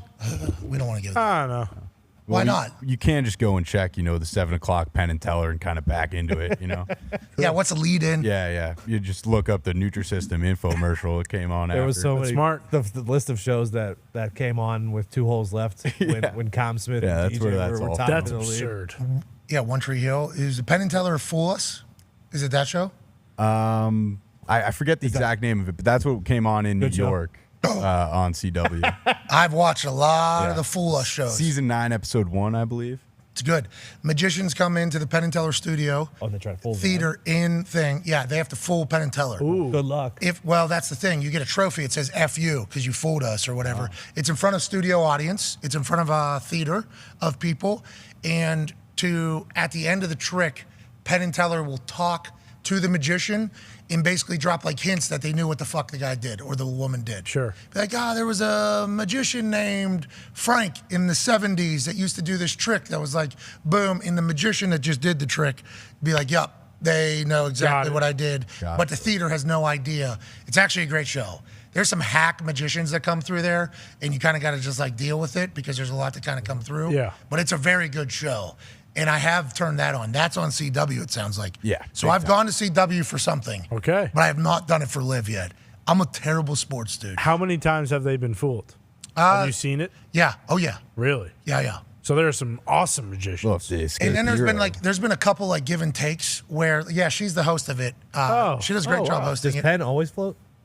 Yeah, because he's so short. But he doesn't do the talking. Remember, he doesn't do any of the talking. He just floats. Yeah, he's got great riz though. Got good charisma. No, doesn't talk, but has good, entire.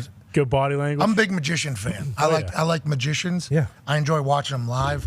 I'll go to a magic show if I have the chance to go, just because it's a battle. Like, how'd you do it? How'd you do it? The ability to trick people, I think, is a good one.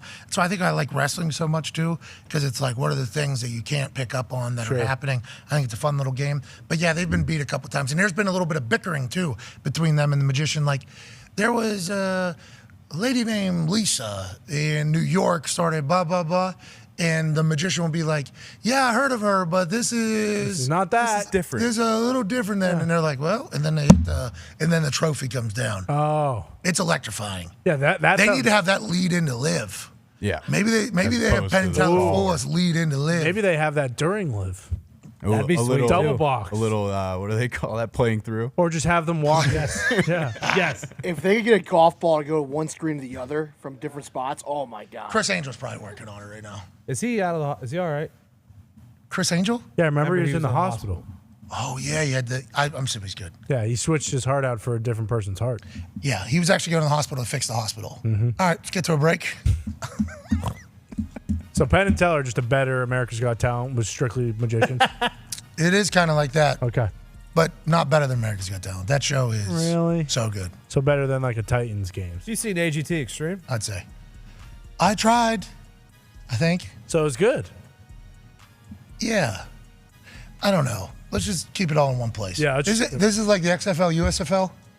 The XFL has 10 guys that have made it into NFL camps. It was at least 10 I thought I saw. Ooh, USFL currently at 0. The league just started, but it's going to be tough to keep up with both. Yeah, XFL doing a draft now as well for the guys that didn't get drafted or sign with other teams. And they got The Rock. Mm-hmm. It's going to be tough to compete with. Big time. Chris Angel's back in the gym, of course. Oh. Wait, that's Chris Angel? Yeah, he's working on a new trick. This one's called Saw a Heavy Bag in Half. Oh shit. Look at that right. I thought McGregor just dyed his hair. And grew it out a little bit? Yeah. That right. How could you ever see it coming? Oh, Chris is like 50 years old, isn't he? This guy like 50-some years old. Yeah, him and Carrot Top should do a celebrity boxing. It does. That's his yeah, logo. I do see his logo in there. Sweet. He made it appear on the mats. Yep. Hold on, this gym's missing something. My gym now. People say it's hard to hang a heavy bag. He's like, excuse me. Why does Somebody latch the hook, please. Done. Why is it on chains? It doesn't need that. Because he hangs from it every once in a while. Look at those kicks, dude. I need to see him and fucking Zuck go at each other. Yeah. I think that's what he's preparing for. Zuck don't want that smoke. Just like you don't want any with Fireman Ed. I do. Big thanks to Fireman Ed for joining us this hour. Next hour, we got Al Michaels joining us to talk about the Thursday Night Football slate and life as Al Michaels. How was the first year? He's got some time to look back on the Amazon transition, the Thursday Night Football transition. Man, what's he up to? Smoking cigars, playing golf, living a little bit. AJ Hawk will join us. And in third hour, Ian Rappaport. Ooh. Whoa. Yeah. Whoa. For a goodbye. Oh, yeah. It's last time ever. Okay, good to know. All right, be a friend, tell a friend something nice. Take 5.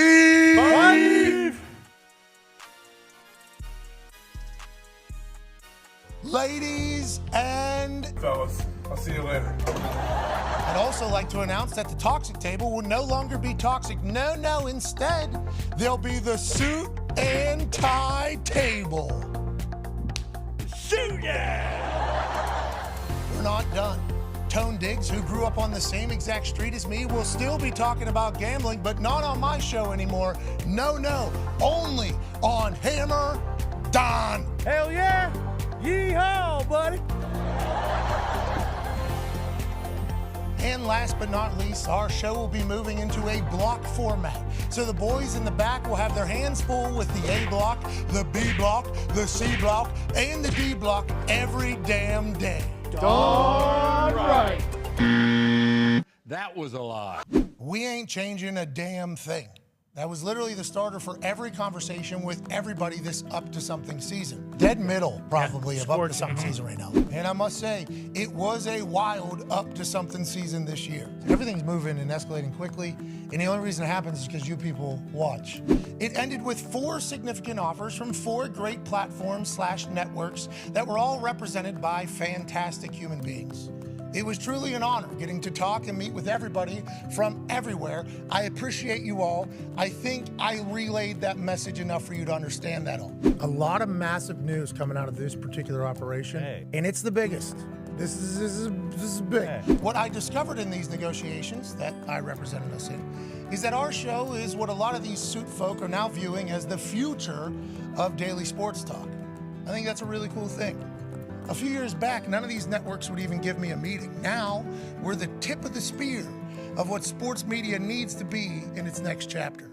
I'm honored that what the boys, our fans, and I have created has been studied, accepted, and ultimately seemingly appreciated by these multi-billion-dollar networks with hundreds, if not thousands, of employees. It only happens because of all you motherfuckers that watch and follow along.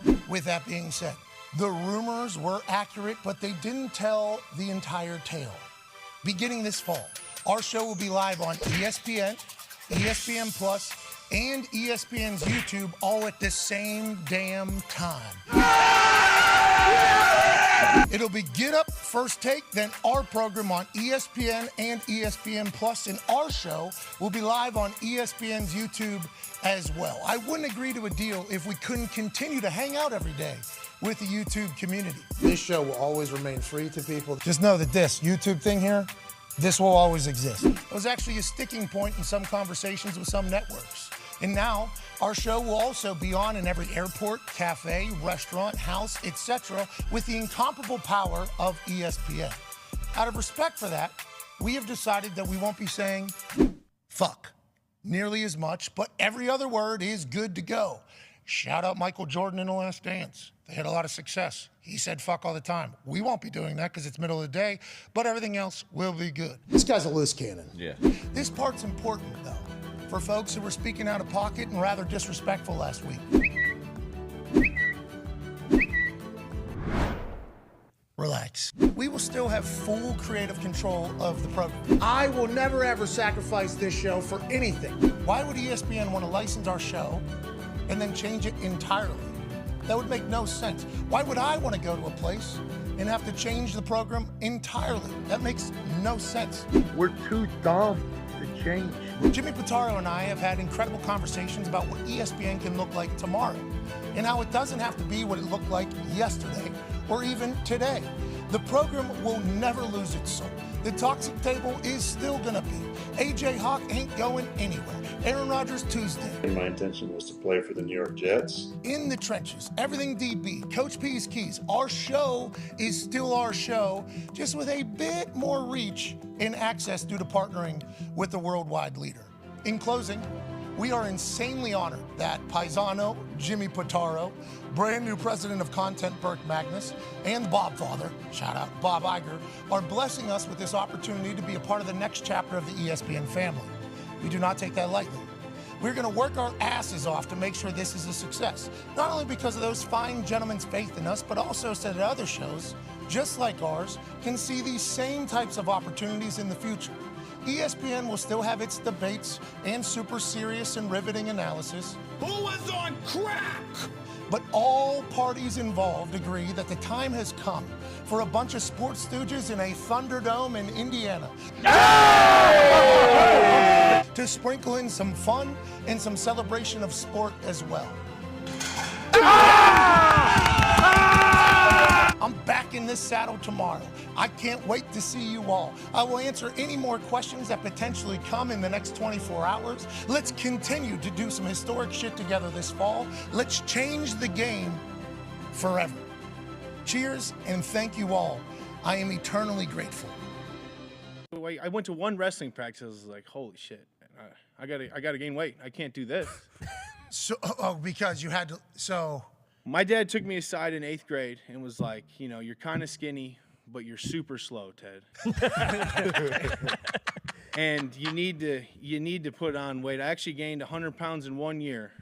What'd you do? I drank a gallon of milk before school every day for a whole year. What? It's verified. You can verify it. It's every day. Every single day. Is that good for you? I know it's horrible.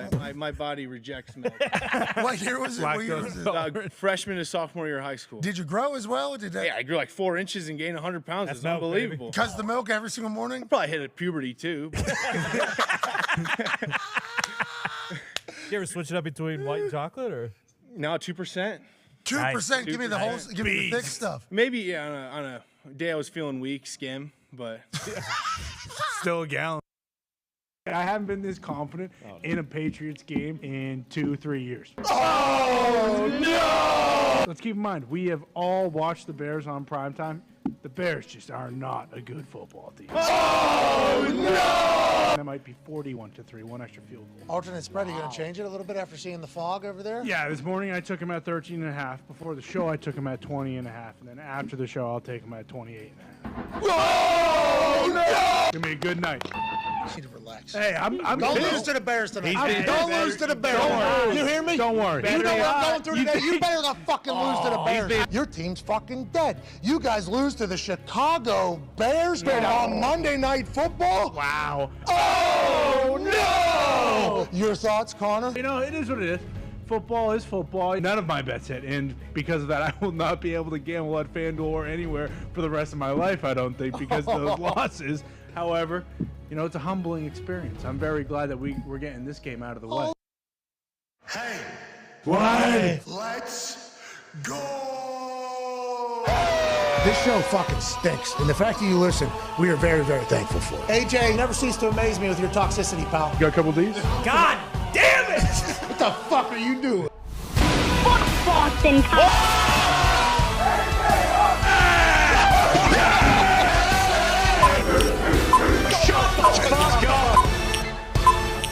Hello, beautiful people. Welcome back to our humble abode, the Thunderdome, on this Feel Good Friday, May 19th, 2023. Hour 2 starts right now. Feel good! Hell yeah, I hope you guys are feeling good on this incredible Friday. The Toxic Table is here. It looks differently. One half of it is at Boston Connor. He is the standard Boston sports stooge. And then right next to him is not the man who's normally here. No, that man has been suspended by an employer that we don't have yet. Yes. Good run. Thank you for everything, Ty. Good run, Ty. Nice knowing you. Ty's been suspended indefinitely by ESPN, so we don't know when he'll be back. Sitting in his place is Bruce Brown. Bad boy, Bruce.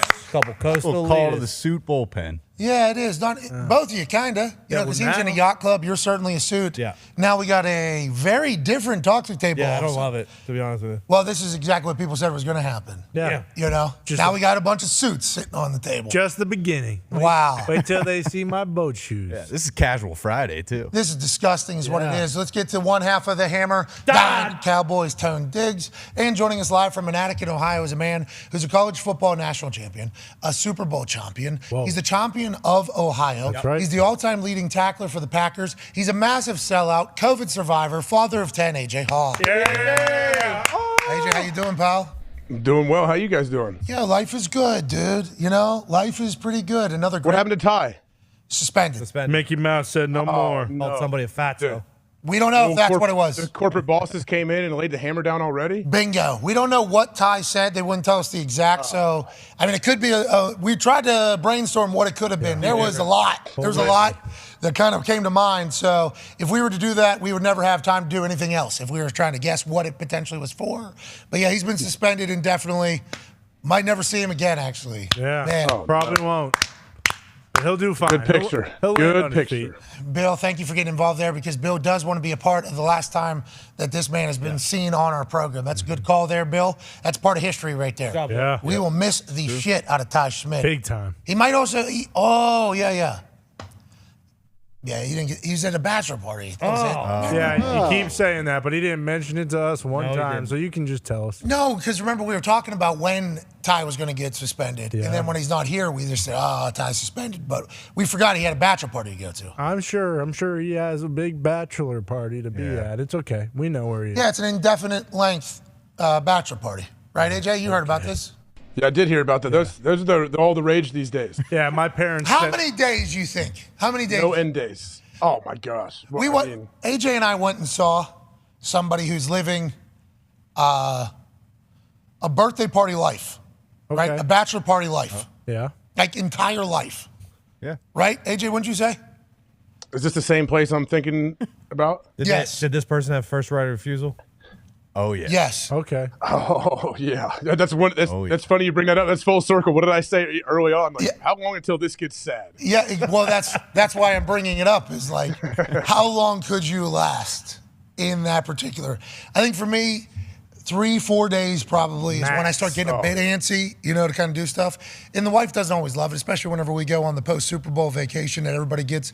It's like 4 days where for me to kind of slow down a little bit. Mm-hmm. And then it's about 2 days where good. Yep. And then it's all right. All right, let's get all right, when are we keeping it moving?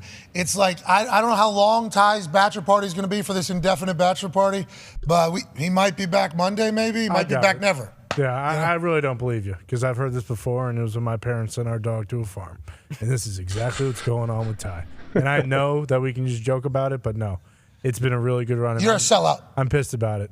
You're a sellout. You're a sellout. You're a sellout. You're a sellout. A man that's never sold out is a man who's been a part of every massive sports moment, basically for the last 40 years. Yep.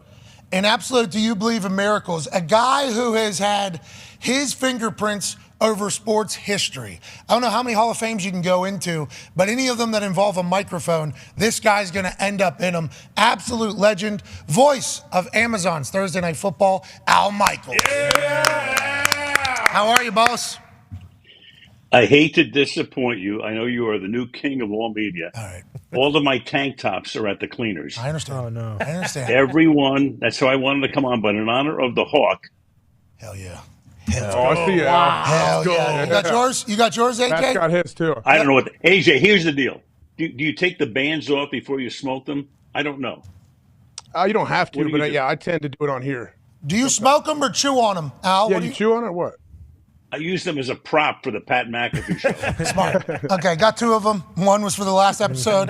This one's for this one. Gonna have to make another order.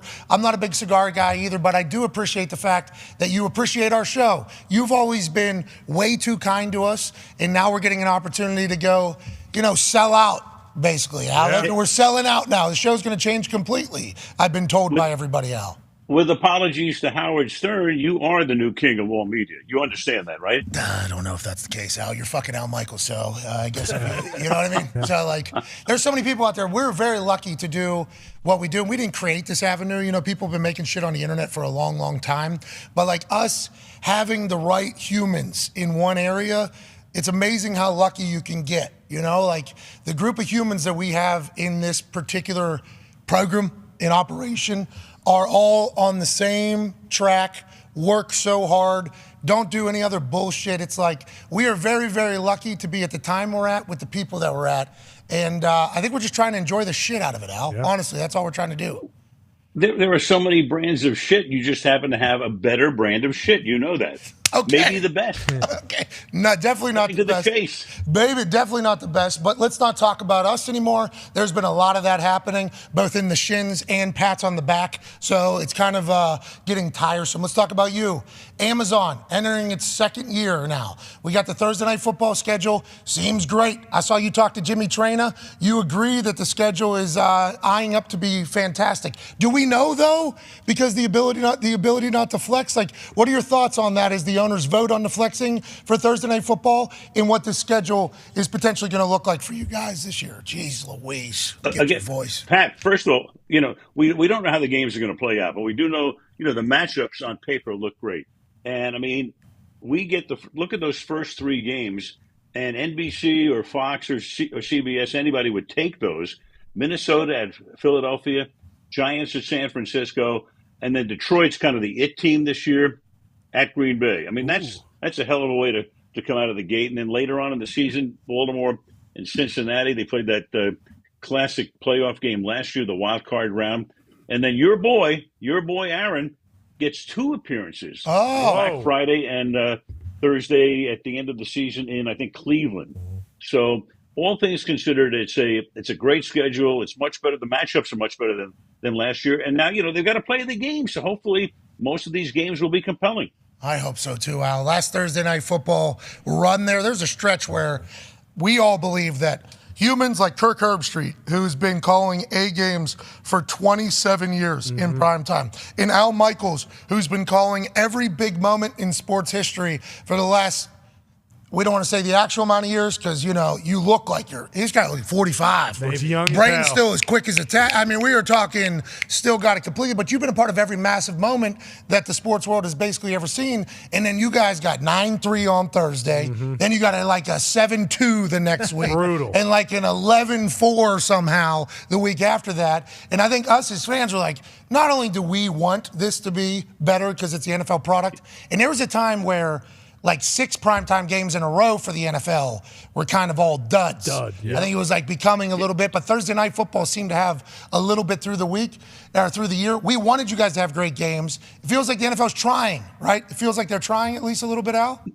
No question. Look at it this way, Pat. I mean, we had 16 games, or we have 16, I think this year, maybe 15 last year. If you take a typical week in the NFL, and let's say that no team has a bye, so all 32 are going to play. So you have 16 games on a given weekend. 3 or 4 of them will be talked about the next day by everybody. 3 or 4 are pretty good and held up for 3 hours. 3 or 4 are whatever, they run of the mill average, and 3 or 4 will be change the channel. So when you look at a 16 game schedule on like Amazon this year, that would be your law of averages. So, when people expect a great game every week, they're not going to get it. Once in a while, you're going to get, you'll get a terrific game. And we had some not very good luck last year with some of those games. But then as the season progressed and we went down the line, I thought one of the great games of the season, I mean, the storyline was terrific, was Baker Mayfield shows up 20 minutes before the game, figuratively, and winds up knocking off the Raiders in Los Angeles. That was a hell of a night. A great game. He was slinging it all over the place. But you're right about it all. Go ahead, AJ. Al, I believe it's week 4. Detroit travels to Lambeau to play Green Bay. Have you thought at all like what it's going to be like being in Lambeau without Aaron Rodgers at the helm? Like I feel like the atmosphere just might be weird as a guy calling the game. It'll be strange. And of course, last year, that's how the season ended. I mean, Detroit was knocked out of the playoffs earlier that afternoon. Green Bay had the win to get into postseason, so it looked like Detroit had really nothing to play for, and they beat them. So you've got that going on. I mean, that rivalry hasn't really been a rivalry through the years, but now it may become one, especially after last year with Rodgers gone. That will be a strange night. There's no question about it, AJ. And you would know better than anybody. I mean, you were there with Aaron. You know what it was like. You know what it was like with Brett Favre. So this is a whole new iteration, and it's going to be very different. And I'm excited to be there that night. It's going to be great. Yeah, AJ, you know what it was like with Brett Favre. Allegedly. Yeah. You know what I it's did like? play football. I was on his team for 2 years. You're right. Hey, That's yeah, right. well, I know. Hey, I know what it's like. Hey, Yeah, you do. We're on the same team there. Well, actually, we were in the same game. Yeah, there it is. We were in the same. It was a best of 7 series. Yeah, it was a competition for sure. It was a couple of months, but I learned a lot there. But what are your thoughts on that entire aspect of this offseason? I don't know if we've heard it yet, or if you've already given an answer and we didn't read it somewhere. That's 100% on us. Aaron Rodgers to the Jets. Jets fans now. We had Fireman Ed on here earlier today. First time talking to him. He's fucking jacked up, dude. They are going to the Super Bowl. Haven't won a Super Bowl 54 years. We haven't won a championship. Haven't had a home playoff game 21 years or something like that. I forget all the numbers. Greenberg literally offered off his house to Aaron Rodgers if he comes there. He's getting parades. Madison Square Garden. He's all over the place. They're ready to win a fucking Super Bowl right now. And if you listen to Packers fans, they're almost like, I don't want to say happy, but seemingly pumped to get past the Aaron Rodgers stage. That's a weird thing happening in two different cities, I think. What are your thoughts on that whole reaction, Al? Well, in Green Bay, look, they've had so much success, and you've had Favre followed by Rodgers. I mean, that's hitting the lottery. So yeah, look. There has to come a time when it's over, and it was the right time, I guess, for it to be over in Green Bay.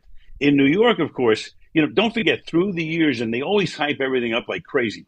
Chad Pennington was going to be the next Joe Namath. Ken O'Brien got drafted back in the early '80s. You had Mark Sanchez who came in. He was going to be the anointed one. And people forget, I mean, the Jets actually did get to back-to-back AFC Championship games. So it hasn't been, all garbage for them over the past number of years, even though the last decade has not been good. But obviously, with the young guys that they had last year, with Robert Saleh, now in his, I think, third year as the head coach, and I think he'll do a great job, and he has done a great job. And Aaron comes in. I mean, the great thing about it is that there's so much focus and so much attention paid to it.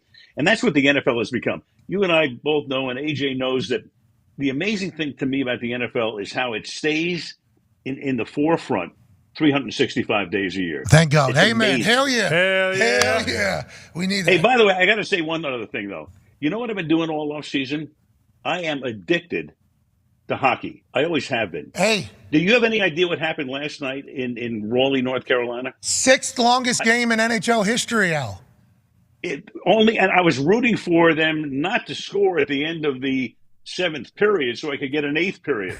I mean, I'm lying in bed. At least I'm on the West Coast. It's 11 o'clock. It's 2 o'clock in the morning in Raleigh. There is nothing like the Stanley Cup playoffs in hockey. I'm immersed. Al, you said you weren't a fan, so obviously you are a massive part of hockey history. But you're saying like you haven't been like NHL follower until recently, because we're from Pittsburgh, so I'm a massive Penguins fan. Penguins have been good pretty much my entire life, so I've been dialed in the NHL playoffs, Al. Fucking car crashes, Olympic death-defying things happening on ice skates, on ice, and the talent is insane. It's fantastic. Have you always been into the NHL, and who's your team? My father took me to my first game at Madison Square Garden when I was 6 years old, right? And I fell in love with the sport. I fell in love with baseball. My father was a sports fan. I saw Frank Gifford play as a kid and then worked with him for 12 years. So hockey, I've always loved hockey.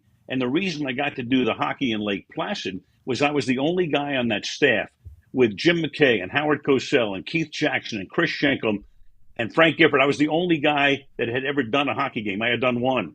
I knew what icing and offside were. So I've been a huge hockey fan. The Rangers were my team, and now living in LA all of these years, we've had King season tickets for 30 years. 30. I mean, I'm a fan. Our whole family is totally invested in this, and I can't stop watching this. And I'm telling you right now, they're playing hockey at a level that it's never been played at before. And I've been talking to a lot of former players, current players, and they all agree. The speed of the game is insane. And Connor McDavid, I don't want to ever say anybody's better than Gretzky, but I mean Sidney Crosby. Wow. It's in the same conversation. This guy's the fastest guy I've ever seen, too. Unbelievable. Yeah, it's the speed in which everything happens, Al, that it's hard not to just be, mesmerized by. I know, obviously, you've called games in the past, big ones. Did the NHL, because they got 2 new deals, right?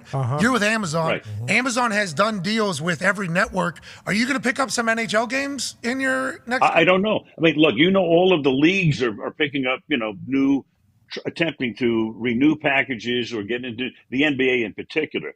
So I don't know exactly what's going on. Baseball is kind of split off a little bit. I think they have an Apple component on Friday nights. So every league is now looking at, additional ways of covering it. Yeah, but and you could go on anybody. You're in that realm right now. You could go on ESPN and call games. Oh yeah. ESPN's done deals obviously with Amazon. Herb Street does ESPN College Game Day, ESPN Primetime, and Thursday Night Football with Amazon. Turner, I mean, there has to be. Oh, yeah, easy. Would you call games? Could you add that to your life? Pat, I did the game of games 43 years ago. That's it. I would end my career by trying to do a hockey game right now. Okay. I couldn't. Somebody said to me at the Olympics in Vancouver, I was the daytime host in 2010. and somebody said, "Don't you want to do? It's the 30-year anniversary of Lake Placid. Shouldn't you be doing hockey?" I said, "I can't do the game 1/10 as well as Mike Emmerich. I can't." Doc was great. Doc was one of the great hockey announcers ever. We agree, but he's not around anymore. Nope. Pat, you stay in your lane. My lane is not hockey. My lane is watching hockey. Well, you need to know that we would love it. Everybody would enjoy it because of just you would love it, and then I'd be driving an Amazon truck the next week. Oh, jeez. Nah. Everybody remembers how great you are and everything. What a fantastic shot from the ice. Oh, my God. Look at the hair. Unreal. Look at that. I got to get that hair back. And that TV. 2 of them. Oh. Look at that Coke can. Oh, that is Look at that. That was back when they used to use actual sugar, right? In that's right. In like actual cocaine. Cocaine in there too, right? Hey, cocaine in that Coke can right there. Right. That's before one of the games. And the interesting thing about Lake Placid, too, I haven't told this story very often, is that Eric Heiden was the big star there before the hockey team, overwhelmed everything. And Eric was supposed to win 5 gold medals in speed skating, and he did. And then so Eric won his 5th, and he can't get into the Soviet game on Friday at 5 o'clock, the next to last game. So Ken Dryden, the great goalie, who was my partner, and I had to sneak him in to the arena and put him on a chair on our broadcast platform. And that's how the man who won 5 gold medals got to see the U.S.-Soviet game. Hey, look at you, a smuggler. Huh? Unreal. Look at you. Me, baby. It's not safe to That's do that. what I'm talking about, Al. like the Smuggling an cocaine. Olympian. What a time, what a call. It still gets played literally every single time international activities are talked about. Speaking of, Connor has a question for you, Al. Yeah, Al, with the increase in international games in the NFL, and obviously now there's 2 in Germany, I think they got 5 in London this year. Do you foresee maybe calling one of those? I don't know if Amazon has any sort of deal, but maybe they do go over, get a game exclusively. And if not, have you called one in the past before? I haven't, and the reason was and has been is that I've always done prime time. So prime time in the East is middle of the morning, 3 o'clock in the morning in Munich or Barcelona, wherever they're going to play a game. So it never matched up. Remember, those games would have to come on here like at 6. They do it like 9:30 in the morning Eastern time, 6:30 Pacific time. So because of that, it's not to say we can't do one down the line, but I mean, if you're going to play those games at that time, it has to be a daytime game in the United States, not a prime time. So it's a Black Friday game. Boom. That would have to be moved, Make the Black Friday game an international game. Bang, Add a second game that is the international game. Now we're going all day. Yeah, Al, you missed Thanksgiving now. Good for you. No big deal. You get to be, you get to be over there in Germany. No problem. I'll go to a cafeteria the night before, in New York, and who do we know that lives in New York that can host me that night? Are you excited for the Black? Pat, come on in. No, I'm not. I'm in Indy. I'm not in New York. Sorry about it. Okay. Got turkey, no mashed potatoes. Well, all the stuffing. It's a bad idea. You going to the 500 next week? I'll be in Indy. I'll be here in Indianapolis. Yeah. You've been to the 500, right? Yes. Oh yeah, I've been in the infield. I've been in the thing. I've had a car in the race. What? Oh yeah, I've done the parking lot. I've been in the parking lot. I mean, it's a good time. Are you going? No way. You traveling out for this? Not this year. I mean, last year I hosted it like in 99, 2000, 2001. I went as a spectator back in the 70s when I was doing the Cincinnati Reds, and my wife and I drove up to go to the race. And then last year, Greg Penske of the Penske family, a great pal, so I went back with him, had a fantastic time. He owns the track, right? I talk about Stanley Cup hockey, family. But to me, people say, what's one event I should see if I haven't seen it? And I say the Indianapolis 500. Hell yeah. I think the start of that race is as exhilarating as anything in sports. I mean, 33 cars, 3 abreast, coming down to 220 miles an hour. Whew. That is chilling. Yeah, there you go. That is, they're strapping themselves to rockets. Yes. And then just going around. That's exactly right. This massive track. It is huge. So large. In Indianapolis. It is in Indianapolis. 300,000 people come into Indiana for the race every single year. It is a massive to-do. And I think, a lot of people say, like, Hoosier hospitality. I would assume that comes from so many people coming into our city because we have a lot of conventions here. VCon is literally here right now. Mecum Auctions is happening here right now. Then next week, it'll be the Indy 500. That's like, so there's always people coming into the city and leaving. It is a spectacle. The party that there's a full techno festival happening within the track during the race, and nobody has a clue that the race is happening inside of it. It is a full. It's awesome. It's a little like the Kentucky Derby too. Wow. You know, people show up for 8 hours, and a lot of people never even see a horse. Yes. I mean, if you're in the infield in Louisville, you might not see a horse all day long. Mm-hmm. So you've called Indy. Is there any sport you haven't called? Ping pong? You ever call like a big time ping pong? No, but somebody said, "Don't you want to do the World Cup soccer?" Ooh. Well, I hate to admit it, but I've never been to a soccer game. Now I like it to watch it on television. But you talk about ending my career. Calling hockey would end my career, and calling the World Cup would definitely end. So what do you mean? You mean you would suck so bad people would riot in the streets and say, "Terrible. Get this old fuck off my TV," and you'd get fired? Is that what you think?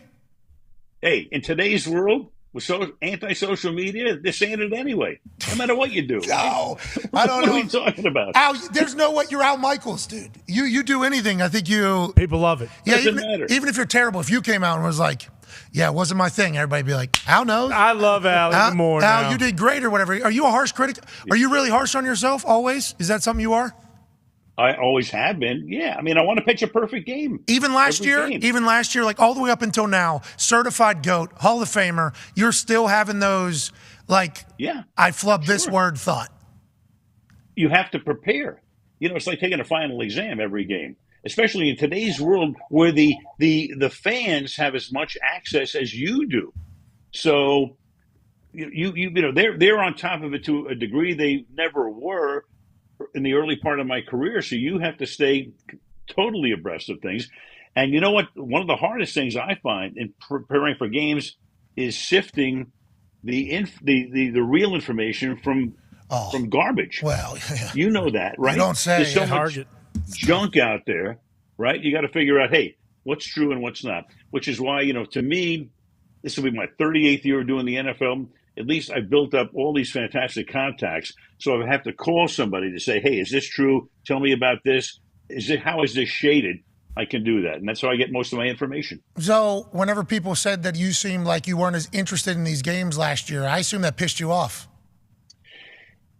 I thought a lot of people didn't understand what was going on. I thought that I have a great feel, I think, since as a 6-year-old, watching games, being a fan, I can feel where a game is. And I'm not going to oversell a game to you. That's wrong. I can't come on the air yelling and hollering and screaming. Where do you go from there? And people expect me to be in rhythm with the game. And I've had a lot of talks with like Jim Nance and Joe Buck and my brethren about this too. Where is the game? You know, I've always said, in a way, the game is the melody, and you provide the lyrics. And if the lyrics don't match the melody, it sounds cacophonous. It sounds like, what? What is that? But the great thing is, as a fan, I can feel where the game is. I can feel what the fan feels, and I'm just trying to stay in sync with that and reflect that. So you know, it's just a matter of the games. A lot of the games we had weren't very good. So if I didn't sound excited, if I sounded too excited, people would go, "Oh, he's just trying to sell this crap." No, can't do that, and I won't do that. And you know, I think that's been my MO for almost 4 decades now. That was awesome. Hell yeah. Hey, listen, what do you want me to do? Okay? It is 11-4 right now. Terrible game. All right, if a good play comes, I have to actually be excited. At this stage, I can't give away the lead here. What do we even – I love that because you saying you're the melody, or you like the game is the melody. Like, lyrics. Yeah, you're the lyrics to the melody. Like setting the tone of the environment is a big part of it because we're watching a game with you. You know, You're not talking to us. We are watching a game alongside of you. And I think there's some people who are great in the booth who understand that. And then there's some people who have no idea that's the case. I'm not good in the booth, to be honest with you, because I start getting bored. Like, all right, this play, I start getting a little bit bored. I start getting a bit antsy. I'm not supposed to be doing commentary over games. Tried it in a couple different facets. I don't enjoy it. I don't like it. And I don't think it's, but you are literally the greatest of all time at it. So you spilling that game there to the entire world, I think there's going to be a lot of future commentators that just take your answer you just gave and be like, all right, here's how it actually works, as opposed to it all. Because the world needs it right now and a better voice. Well, you can't please everybody, too. There are a lot of people, in the audience who want you to scream the game at them to get it, all hyped up and excited about the game. But, there are some people who do it that way. They holler the game at you. They yell the game at you right from the get-go. If you start yelling at the beginning of the game, where are you going from there? If you're up here at the beginning of a game, where do you go? I mean, the game starts. It's almost like a fight, a prize fight, a boxing match, where most of the guys come into the ring and they feel each other out. And you have to – I've called a lot of boxing, or I did in the 80s and 70s. And, they're feeling each other out, and you kind of, slowly work into it.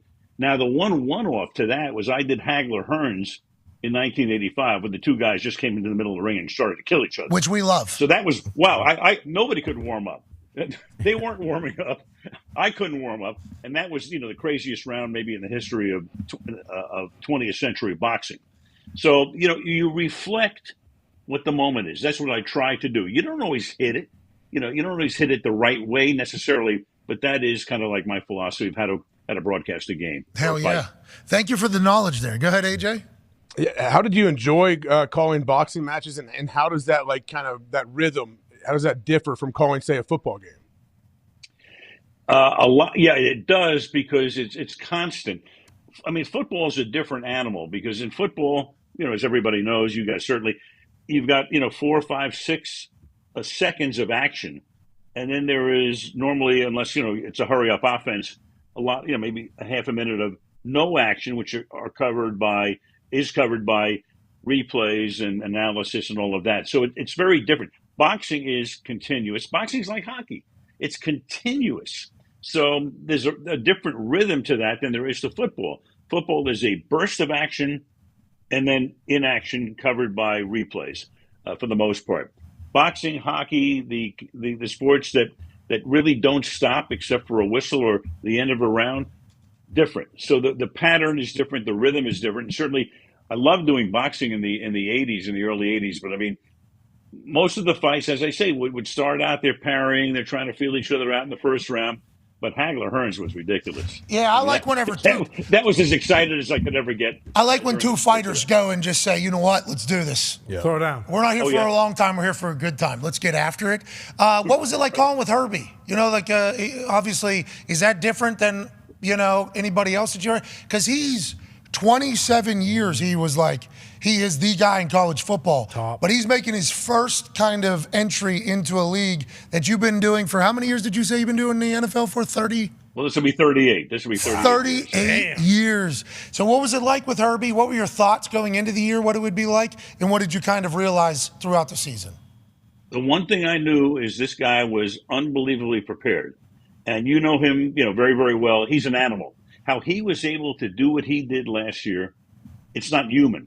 I mean, doing our game, getting on a plane, flying to Billings, Montana, or Missoula, wherever the hell he went after one of our games, meetings on Friday, getting up at the crack of dawn on Saturday, doing the game day show, flying to Tuscaloosa or Austin, doing the game that night. I don't know how the guy did it. Dog. I don't know. He's a but dog. I mean, I thought the one thing, and I thought as the year progressed, you don't start out at the highest level you're going to be at. You hope not. You hope there's room for improvement, and I thought we melded a lot better as the season went on, and the games got better too.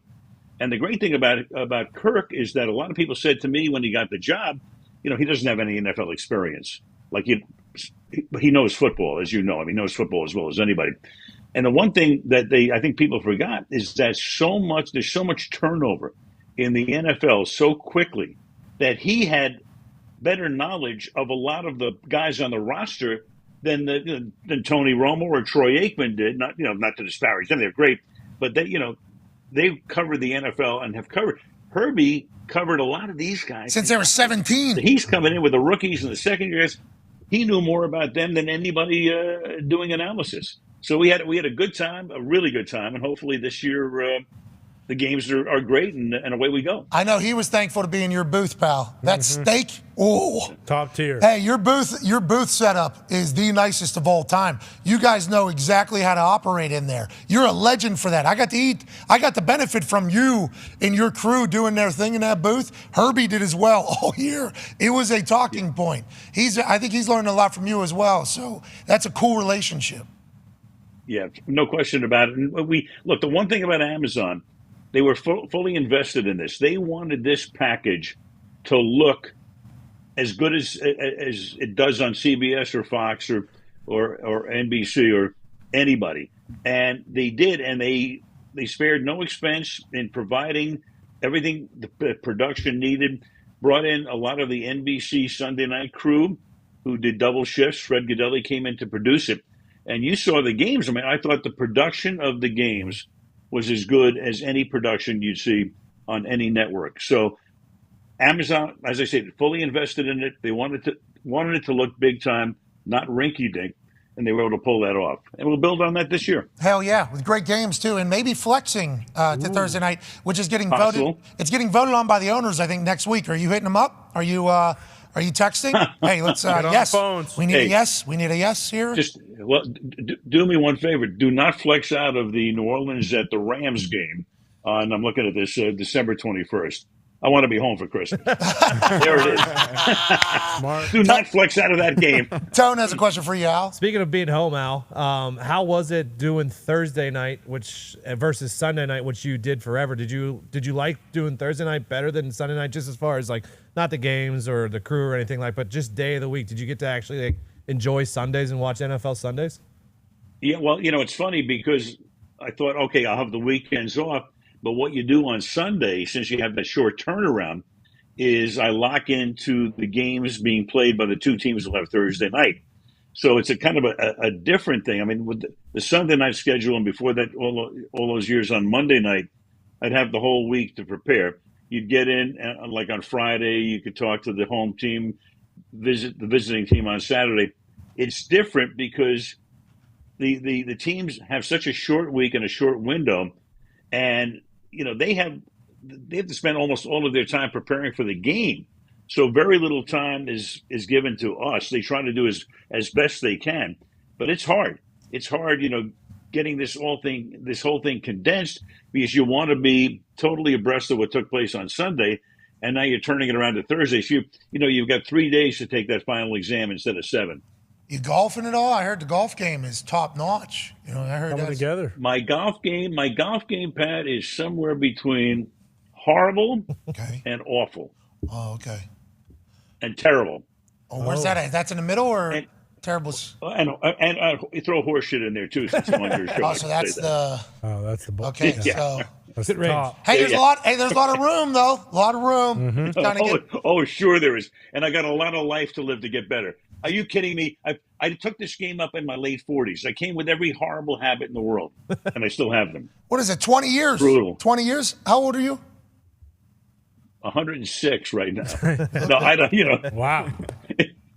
Go. Wikipedia's got everything. Come on, whatever the hell it is. No, but Al, you're I don't so. even want to look at it. Okay, so what year did you start doing that? What year were you like, you know what, don't care anymore? Because as long as you're still quick, which you are, which I think is, I would assume as a man who speaks and uses his brain, that would be the thing that I would fear whenever I get older. Like, I assume I'm going to lose it whenever I'm 40 years old. I'm like, brain's going to stop being connected to the mouth. I'm going to be in trouble. You are still quicker than everybody else on TV. You didn't lose a thing. Was there ever a thought of that? Do you think about that or no? I'm sorry, your name again? Yeah, exactly. That's what people think, though. Oh, yeah. That's what people think happens every once in a while. You can probably go for what, another 20 years, you think? No. At this point, the whole thing's about passion and loving what you do. And I'm one of the luckiest people on earth because I got to do exactly what I wanted to do as a kid. And I'm still doing it. And I still love it. And I still enjoy it. I still going into the stadium and watching the stadium fill up and the buzz that's created around a game. I'm still a sports fan. I still love it. So if you love what you do, it's much easier. If you didn't like what you do or are doing, I would have been long gone by this point. There's no question about it. You have to immerse yourself in something and love it. And I'm one of the luckiest people on earth getting to do what I've wanted to do since I was a child and still doing it. A lot of people have dreams to do stuff, don't have the talent. Give yourself some credit. Last question here from Bruce, Al. Yeah, Al, I think I saw you say that Amazon was going to make $1 gazillion on Black Friday. I'm just kind of curious what your expectations are for that game and how fired up you are to kind of start a new annual tradition in the NFL. America. In the world. I think I said 18 gazillion. I was going to make it up a number, throwing up. But, I mean, to me, it's the number one shopping day of the year. And I think when Amazon got this package, they were looking at this right away. They couldn't get it done last year, but I think the league understood that this was an opportunity for them too, because that's the one day when I think everybody in the country on Friday has a tryptophan hangover, and you're looking for something to do. So if you're not out shopping, if you're not going to the mall or going to the outlet stores or whatever, you shop at home. That's what you do. You watch the game. You log on, and I think that's what they're thinking about. They're thinking about not only providing great entertainment, the NFL, and a good game too, Miami and the Jets with Rodgers and Tua, hopefully both staying healthy to that point in the year, and then you go on and you start shopping, and you get your Christmas shopping done. Yeah, I think it would be. It's a win-win. Anytime you have people at home, it's not bad putting something on TV for them. In the NFL, is the best thing on TV for like the last 20 years. Hell yeah. Stats. No question. Stat that. Like No the question. top 10 rated things every single year, last 20 years, pretty much the NFL. That Black Friday game, allegedly the Bengals wanted it to be like their thing. I think I like that thought, especially with Joey Burrow potentially being there for the next 10 years. Did you hear about that? And what were your thoughts on maybe going back to Cincinnati every single Thanksgiving into Black Friday? Yeah, I saw that. I don't know much about it, but I think there were a lot of teams that probably wanted to host that game. So, but I think the league thought that, I'm not sure of this, but I think it just feels big to have it in New York. Oh. So there was a rumor that the Giants would maybe host the Eagles. That was a rumor for a while. It turns out to be the Dolphins at the Jets. But I think the league thought we got to play. We didn't play any games in New York last year, so I think the league definitely wanted a game in New York, and that seemed to be a really good fit for it. Yeah, all right, I understand. Cincinnati would have embraced that. Would have been perfect. That would 3 years from now, the Black Friday parade with the festival that would be taking place beforehand. It would have been fantastic. But another day with only football on, we're big fans of that. Love it. Just like we're big fans of you. We can't thank you enough. Good luck winning your 8th Emmy next week. Huh? Hey. 8 of them, right? Come on. Whatever. I appreciate that. Well, good luck and go win. You guys keep on trucking. Hey, you got it. We I should will. take this out of the holder, right, AJ? What should I do with this thing here? Hold on. Oh yeah, I'm sure that's a nice one. Now you hang out with some highfalutin people. There we go. Oh yeah. Oh, Pat's got one. Look at that. White owl. Uh-huh. White owl. White grape. That's a white grape white owl. Those are a good time. Ladies and gentlemen, Al Michael. Yeah. Those white grape white owls were a Yep. tag Great team rounds. partner. Yeah, they're perfect. For a long time. Durable too, Could really use them. Shout out to Al Michaels. What is wrong with this? Did you hear me? 3 different times. I haven't been able to say words. Did that just happen today? Yeah, I just guess. started. It wasn't even in the first hour, though. It wasn't even in before the show. Yeah, either. Trying to get the acai. You think that's what it is? Yeah, a It little did- maybe coating. Acai does that? Nah, I was. It was on some fit. I don't know. Yeah. I'm trying. I got to lose 25, 30. Okay. The last couple days, though, you've been drinking this. That's what I'm saying. What the fuck? It's legitimately never happened. Is it like the allergy stuff? I did not Wild take. cat? I haven't taken Claritin in like 4 or 5 days. Maybe. Is it? I've been thinking about this while talking and Good losing my though, a voice. little tea break from the Claritin. Yeah, I did have to lower my Claritin levels. Yeah. So I was taking it for 2 years straight every day.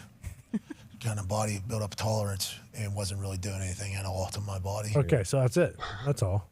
But what's the deal? That can't be happening. That never happened. This needs to figure it out. Could be because Get that throat coat. You got throat coat over there. Oh yeah, I got that Billy Joel stuff. Yeah, my it's day 5 of your first week back. Where's that sellout stuff? Yeah, you're right. You're right. This is the problem. I wasn't talking. Oh, there it is. Oh, A lot of back in the saddle. A lot of baby sleeping. Yeah.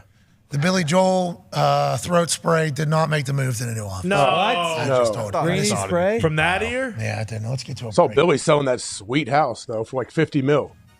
What? Billy Joel? On Long Island, Billy Joel, his house for his first sale. It's Oh, unbelievable. yeah. He takes a helicopter there to MSG. It's awesome. Looks beautiful. A lot of land. in the middle of the city. That area A lot of is frontage. gorgeous. A lot of like water frontage too. Yeah. Oyster Bay. They got jet skis out there? Oh yeah.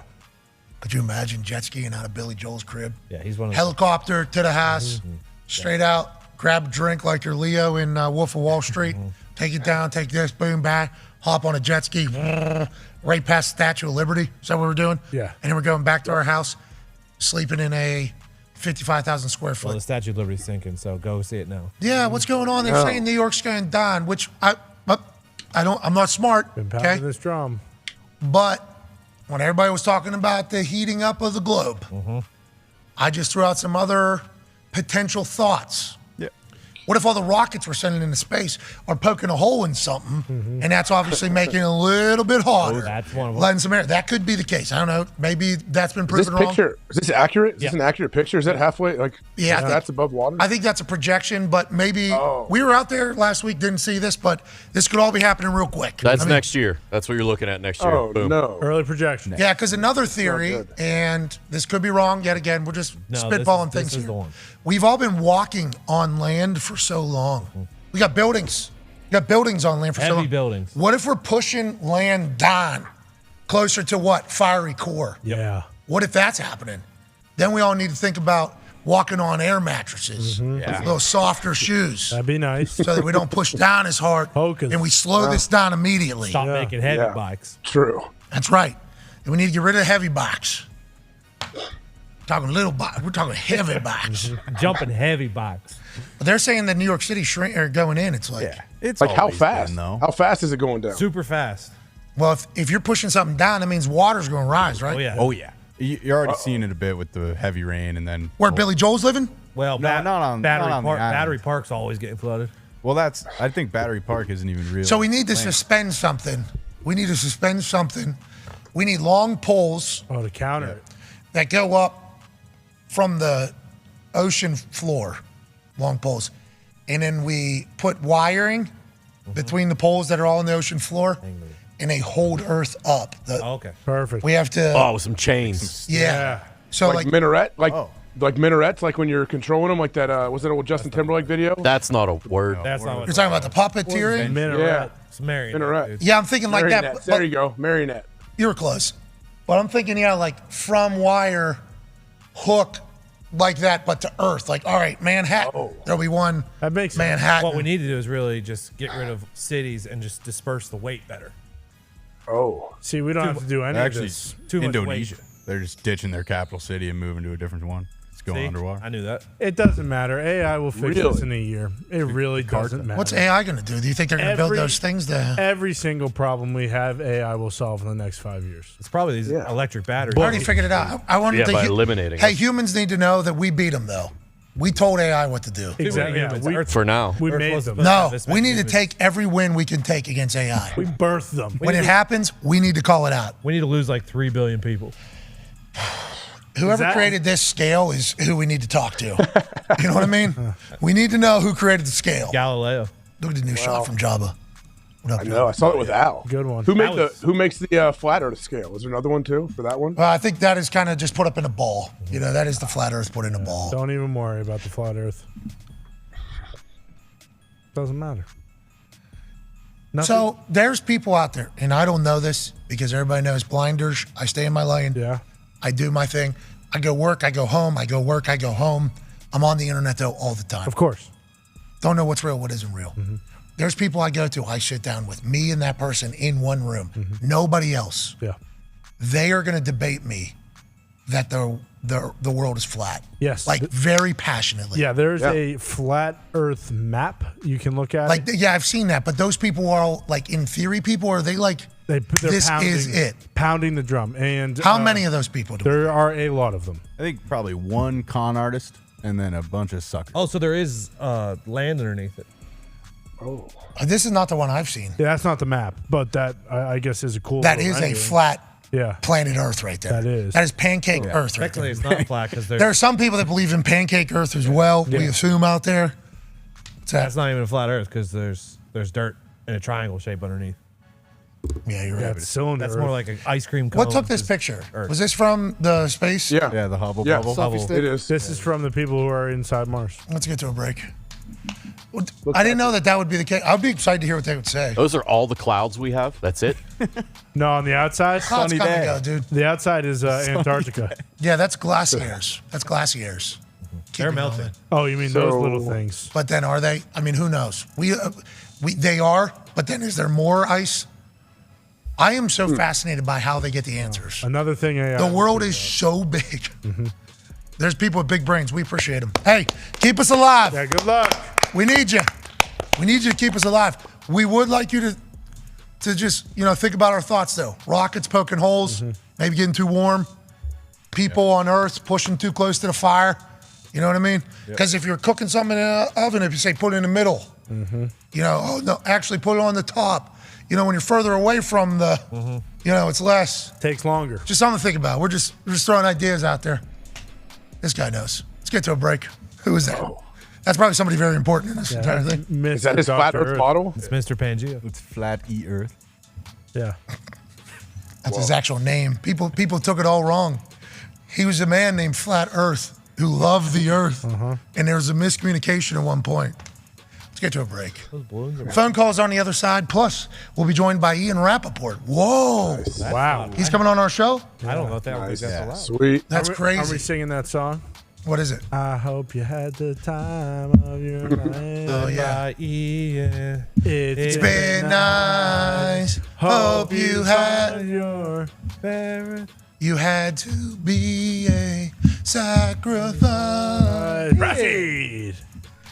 We'll find out what his thoughts are. Rap Sheet's going away. What if Rap Sheet says, I don't want to be on your show anymore? Well, was that ever thought about? Then it's nice. Yeah, Two shifts passing in the night. All right, be a friend, tell a friend something nice. We got phone calls, Andy and Rapport on the other side. Take fire.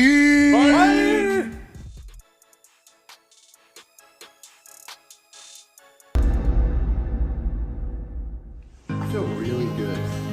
Like my body. 77,899 people going bananas. I thought I wouldn't be able to sleep last night. I thought that I'd wake up with high anxiety. That is not the case at all. I am so ready to get out there and do what I was put on this earth to do. I'll be walking out of that thing off. This is a big night because 11 years ago tonight, I had my match with Jerry Lawler wrestling.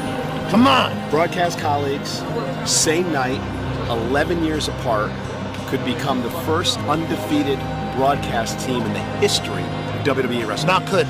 We will be. Only two superstars have actually commentated on the same WrestleMania that they had a match on. Pat McAfee joins that club tonight. Pontius is in and Party Boy's here. Pontius is here. Party Boy is in WrestleMania. Pontius' cheeks are out in WrestleMania. Now he's putting that thing up on Sami Zayn. I would like to say that that's the first time I've seen Pontius' ass, but that is not the case. Hey, look it. Wee-Man's here. Punches and bunches from Wee-Man. Wee-Man's so angry. Oh, look at this. Body slam. Wee-Man body slamming Sami Zayn. Wee-Man used to kick himself in the face. Are you kidding me? Now he's body slamming Sami Zayn. I've walked out that ramp into this setting probably 10 million times in my mind. There was a time where every time I walked out of a door, I was acting as if I was walking into a WWE arena. So tonight, whenever I feel that energy, just hoping that I don't have a heart attack immediately. I'm hoping that I don't get too gassed, and I'm hoping I put on a damn good show because I've been thinking about this for 23 years. Let's walk the grill and do this thing, huh? I'm prepared. I'm ready. I'm excited. Hey, who do you want to see tonight? I want to see Pat McAfee tonight.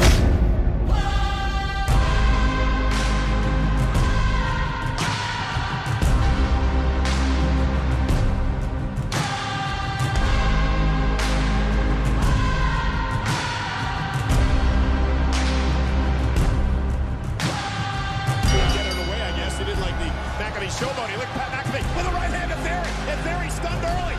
And now McAfee up over the top. McAfee with a spinning elbow. Moment. Theory's in trouble. Hurricane. And McAfee driving Theory running to the announce table. Theory bouncing off the announce table, and Pat McAfee's beating the hell out of Austin Theory. Tim and Sally McAfee watch watching their kid beat the hell out of a douchebag. You remember this? Oh, a little payback from Friday night. Get it, Pat. Both these towns get it.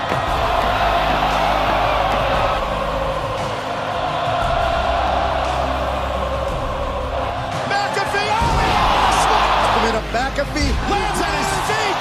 Austin Theory not sure what to do. Holy moly! I'm a sick for the Browns. And so is this superplex.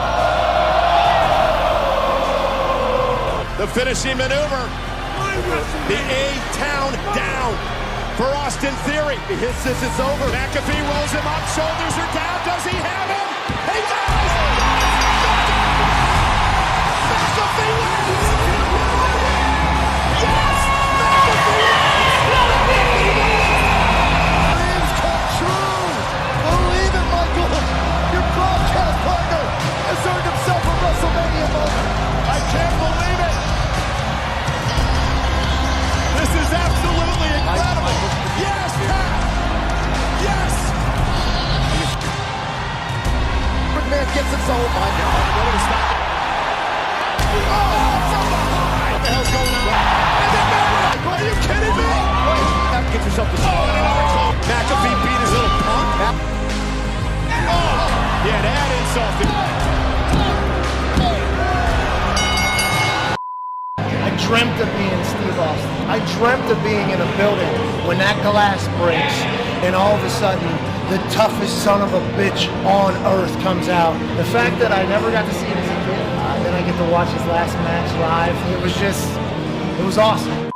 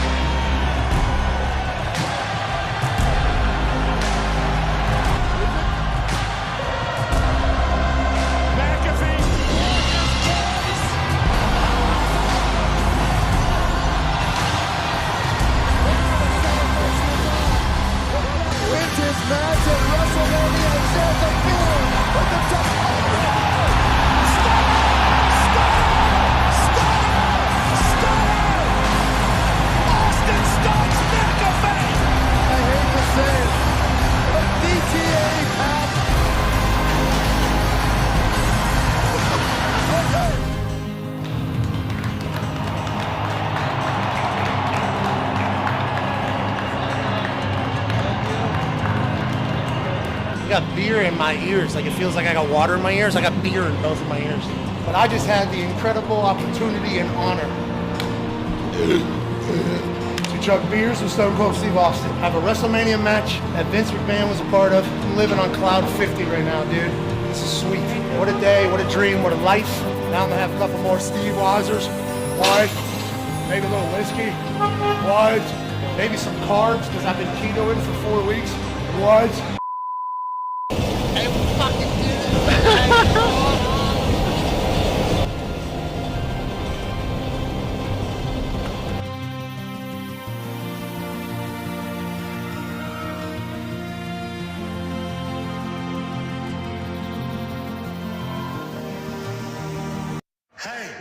What? let's go!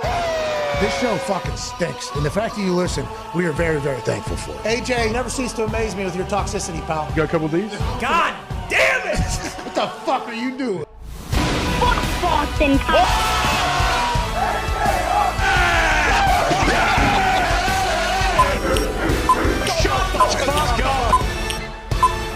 Hello, beautiful people. Welcome back to our humble abode, the Thunderdome. On this Feel Good Friday, May 19th, 2023, Hour 3 of the program starts right now. Feel good. Bruce, a little bit more confidence would be welcomed, but you have absolutely crushed it today at the Toxic Table alongside Fireman Ed's nemesis at Boston Connor. One half of the Hammer, Dahn Cowboys, Tone Diggs is here, and AJ Hawk, the all-time leading tackler for the Green Bay Packers and known sellout. Oh. Ain't that right, AJ? Thank you. Yes, appreciate the nice intro. Well, you've done so many great things. It's In one that's life. that's how I lost my voice. listing off all the great things you have accomplished. That's right. Speaking of accomplishing great things, this man that is joining us now was once on all the steroids that McGuire and Sosa, Bonds were all allegedly on, while being an incredible crew team member for the school of Columbia Lions. Ever heard of it? This guy also was a wrestler in high school, and there is a picture of him getting his hand raised after a match. So that's either his high school yearbook photo in a staged situation with his hand being raised, or he actually beat somebody wrestling their ass to the mat in high school. Hell yeah. He's a senior insider for the NFL at the NFL's network, at the NFL's website, and at the NFL streaming service, NFL Plus. Host of the Insiders and the weekly wrap-up of the Rap Sheet and Friends, us being the friends, he being Rap Sheet. Ladies and gentlemen, Ian Rappaport. What's up, guys? What are you doing? Are you getting driven around? Are you back there with the track? What's going on there? Yeah. No, I mean, I don't really drive myself. We have people for that in my life. We are headed to Preakness, actually. No horse going this time, but we will be in Baltimore today, at the races tomorrow with a couple friends. It's going to be good. It's going to be pretty nasty. Are you in the back seat? Your wife is driving? Is that real? Yeah, no. We're not the only people in the car, so it's not like she's driving and I'm sitting in the back. Like, it's not like that. So we have another couple that's with us. Oh, and nice. The wife is in front hanging out with Leah, and the husband, my buddy Ben, is sitting next to me here. Double Had date some nice Preakness. Chick-fil-A. Yeah, Benny. Double date at the Preakness. Hey, let's have a good time, baby Ben. A little Chick-fil-A. What was the order? A spicy chicken sandwich. Yeah, it's Nice. So good. Is there anything more consistent than Chick-fil-A? I mean, they are always delicious. It feels Maybe the McDonald's double They quarter pounder. do a great job. I want to say, before we get going, I've not had a chance to talk to you guys since Up to Something season very famously ended. I'm proud of you guys. I am proud. Ian, we're thankful. I'm excited. It's really, really cool, and you guys deserve it. Yeah. So it's pretty awesome. Good job. Wow. What was that? I'm not sure still. Is everything okay? Did you lose that? Yeah. Hold on. No, I'm okay. It might have got lost in translation there. Genuinely, it seemed like it wasn't. It seems legit. Seems legit to me. I don't know. Did it, AJ? Mickey Mouse taking him down. No, because he works for another network. Oh no. No. Let me just say, I'll just say, I'm. It was longer. It was a lot longer than this, but I'll just say I'm extremely proud of you guys, and you deserve it. There we go. Thank you, Ian. Love you, Rap Sheet. Thank you, Mr. Do your friends Sheet. know? Do your friends know your past history and how jacked you Does were? Benny know that you That were you on look steroids, like- Rowan? Yeah. But we do appreciate your kind words. And thank you for all the help. He can't hear it. You can't hear it. Sorry, we can just talk to Big Ben, Rap Sheet. Yeah. We'll call you back, Brad.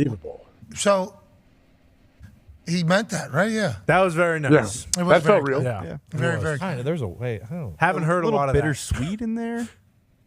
Yeah, what's that all about? What is that all about? Yeah. So once people got pissed, like over being pissed about the show moving to a network, and obviously changing entirely and everything like that. Of course. And then I go, it's not going to change. We have control. We do the whole thing. And then they're like, well, what else? This is bullshit. Is Rapport going to come on the show? Is Rapport going to be able to come? Probably not. It's like, all right, bro. What are we? People don't listen. The worst, dude. It is an interesting thing, but once we get to do it, everybody will see it. Everything will calm down. That's right. Everything will calm down. Well, actually, no, we talked about this yesterday. Then we got another tidal wave. Yeah, the other side. And then we'll get past that, and then it'll all be calmed down. Yeah. But I'm very excited still, very pumped. Oh, yeah. And I was pumped to talk to Ian Rappaport, just like I am every time we get a chance to chat with him. I did not know he was going on a couple's vacation down to Preakness. No horse in the race. Preak Nasty this week, though, only has 8 horses in the race. Ian Rappaport, or 7. Ian Rappaport might be able to race himself in the race, Bruce. Why? How many horses? 7 horses still. I believe 7 with Nashville. When's this, tomorrow? Yeah. Yep. Saturday. It'll be the same time, probably 6:58. But yeah, 7-horse field. Mage 8-5 favorite. So we could also be looking at a pretty Mickey Mouse potential Triple Crown. Oh, geez. Oh, no. Doesn't the Derby have like 18 horses in it or something? 20. Yeah, 20 plus. 20. I also don't appreciate how Bruce just used Mickey Mouse for the record. Oh no, I'm gonna You get. can't do that. You know, Can't have it. Yeah. Yep. Don't like it at all. I think it was a compliment. No, No, wasn't. as one of the most abusers of Mickey Mouse, that was not. No, that was not cool. Joining us now is a guy who's worked for Mickey Mouse League for a long time, Ian Rappaport. All right, so hopefully the service is better. I was saying a lot of nice things about you guys.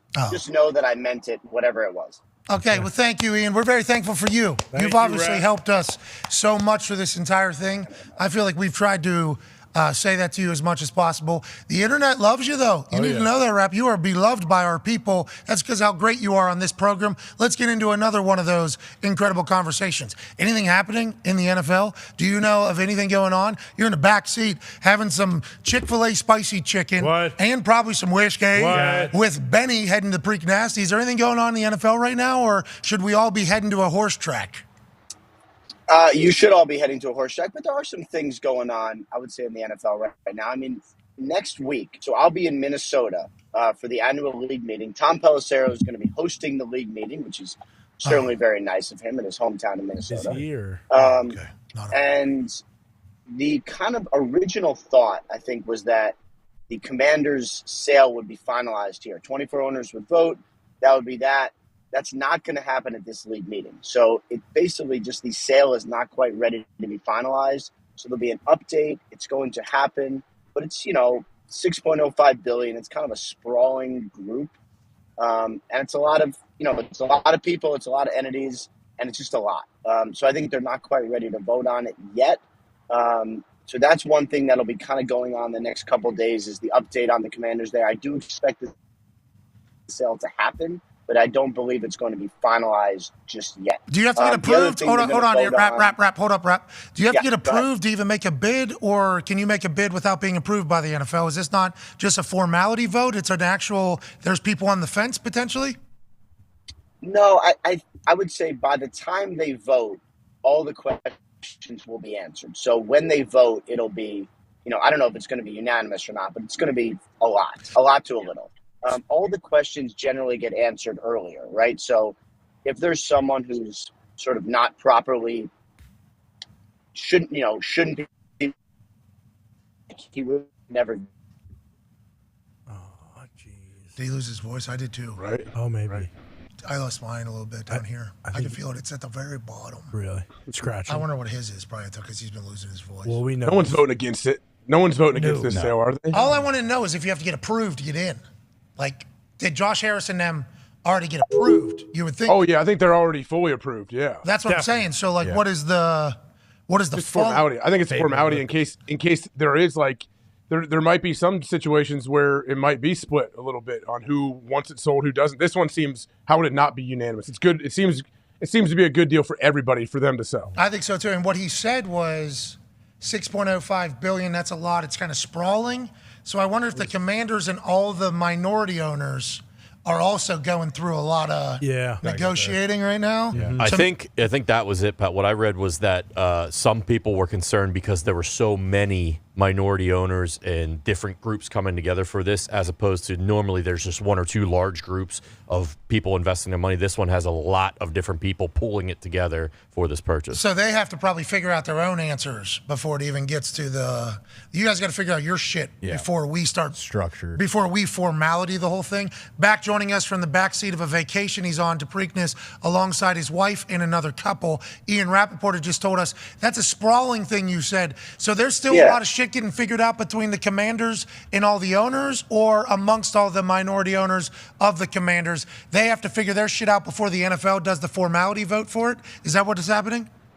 Yeah, and I think, there's a lot of moving pieces in this one, too. There's, Dan Snyder's variety of issues, which we've chronicled, I think, a lot over the last couple of years. There's, how much he ends up taking away from and there's just a lot of issues that they want handled. So what I imagine happening is we'll get to like June or probably July or something like that, and they'll have like a special league meeting where this will be the only issue discussed. It'll be presented, it'll be voted on, and then eventually Josh Harris will be the new owner. Okay, so they got to figure their shit out. Yeah. Then the NFL will formality vote it through.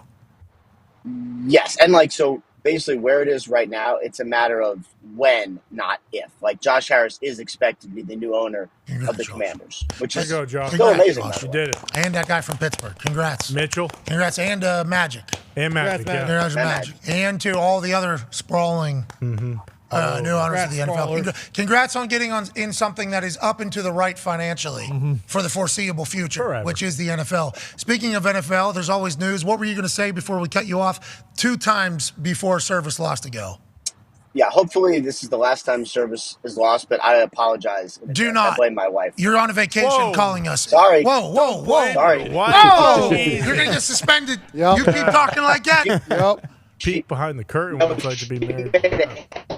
I was reacting to that hand gesture. There we go. Okay. Oh, that's another hand gesture. That's a hand gesture you are not allowed to use on your new network. Whoa, you don't know that? You do not know that. No, you don't. You do not know that. Well, I'm sorry. You're not allowed to use it a lot. Can you use it on yours, Ian? There you go. Yeah. What was it doing? The shocker? No. What were they No, I doing? do not. Yeah, was it the shocker? Shocker, yeah. Shocker?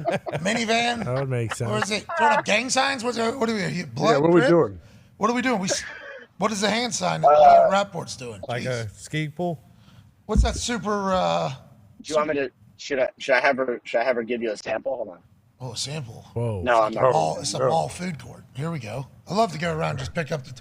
Oh, there. It was number one. It was the middle. It was a fuck you. Oh, I thought it looked like the Illuminati 3. Oh, shit. Which you guys would know about. Yeah. 3-month camps in the summer for the kids. Columbia, On New a York. Noah. No one else went to Columbia. Crew team. Epstein. Whoa. Oh my God. Sweet rap. Is that Enjoy the your news? suspension, Is that the Connor. news? Was he on the crew team? Was he the guy in the front going, Seems like he likes to be real controlling. No, he was underwater submarine. All right. Anyways, I'm happy to hear you weren't on the same crew team as Epstein. No. That's good. We definitely would not be able to have you on the show. No, huge news he was. Yeah. No. Ticker? Maybe on the ticker. Yeah, it's not. Yeah. Sorry about it. No, the other thing that they're going to vote on is whether or not you can flex Thursday night games. You remember, like, at the last league meetings, it kind of got tabled, and now it's going to be back for a vote. And there's a lot of logistical issues. For instance, let's say you're a team expecting to play on Sunday. Well, if you have to play Thursday, you need 150 hotel rooms in, like, Detroit or something, right? So, like, how do you do that? And so how much notice? Like, these are the things that they're going to figure out. There is a chance it passes, and then we would be able to flex games into Thursday night, which, what year? Might be a little annoyed about this year. Ooh. This year? If they vote on it? Like, for this coming season. Yeah. This is a big fucking vote. Yep. Huge. That's a huge vote, isn't it? The answer was yes. I think the. Ladies and gentlemen, Ian Rapport. Way to go, Rap. Way to go, Rap. Absolute sellout. Yeah, you'd think that he'd have a little bit better connection. Hey, that's a massive vote all of a sudden, AJ, because the reason why the Colts didn't have a home Thursday night football game for like 10 years or whatever is because all the conventions come into town and rent all the hotels. So there's not enough hotels open in Indianapolis on any Thursday, like a year or two in advance almost. Yeah. Because all the conventions that come to town.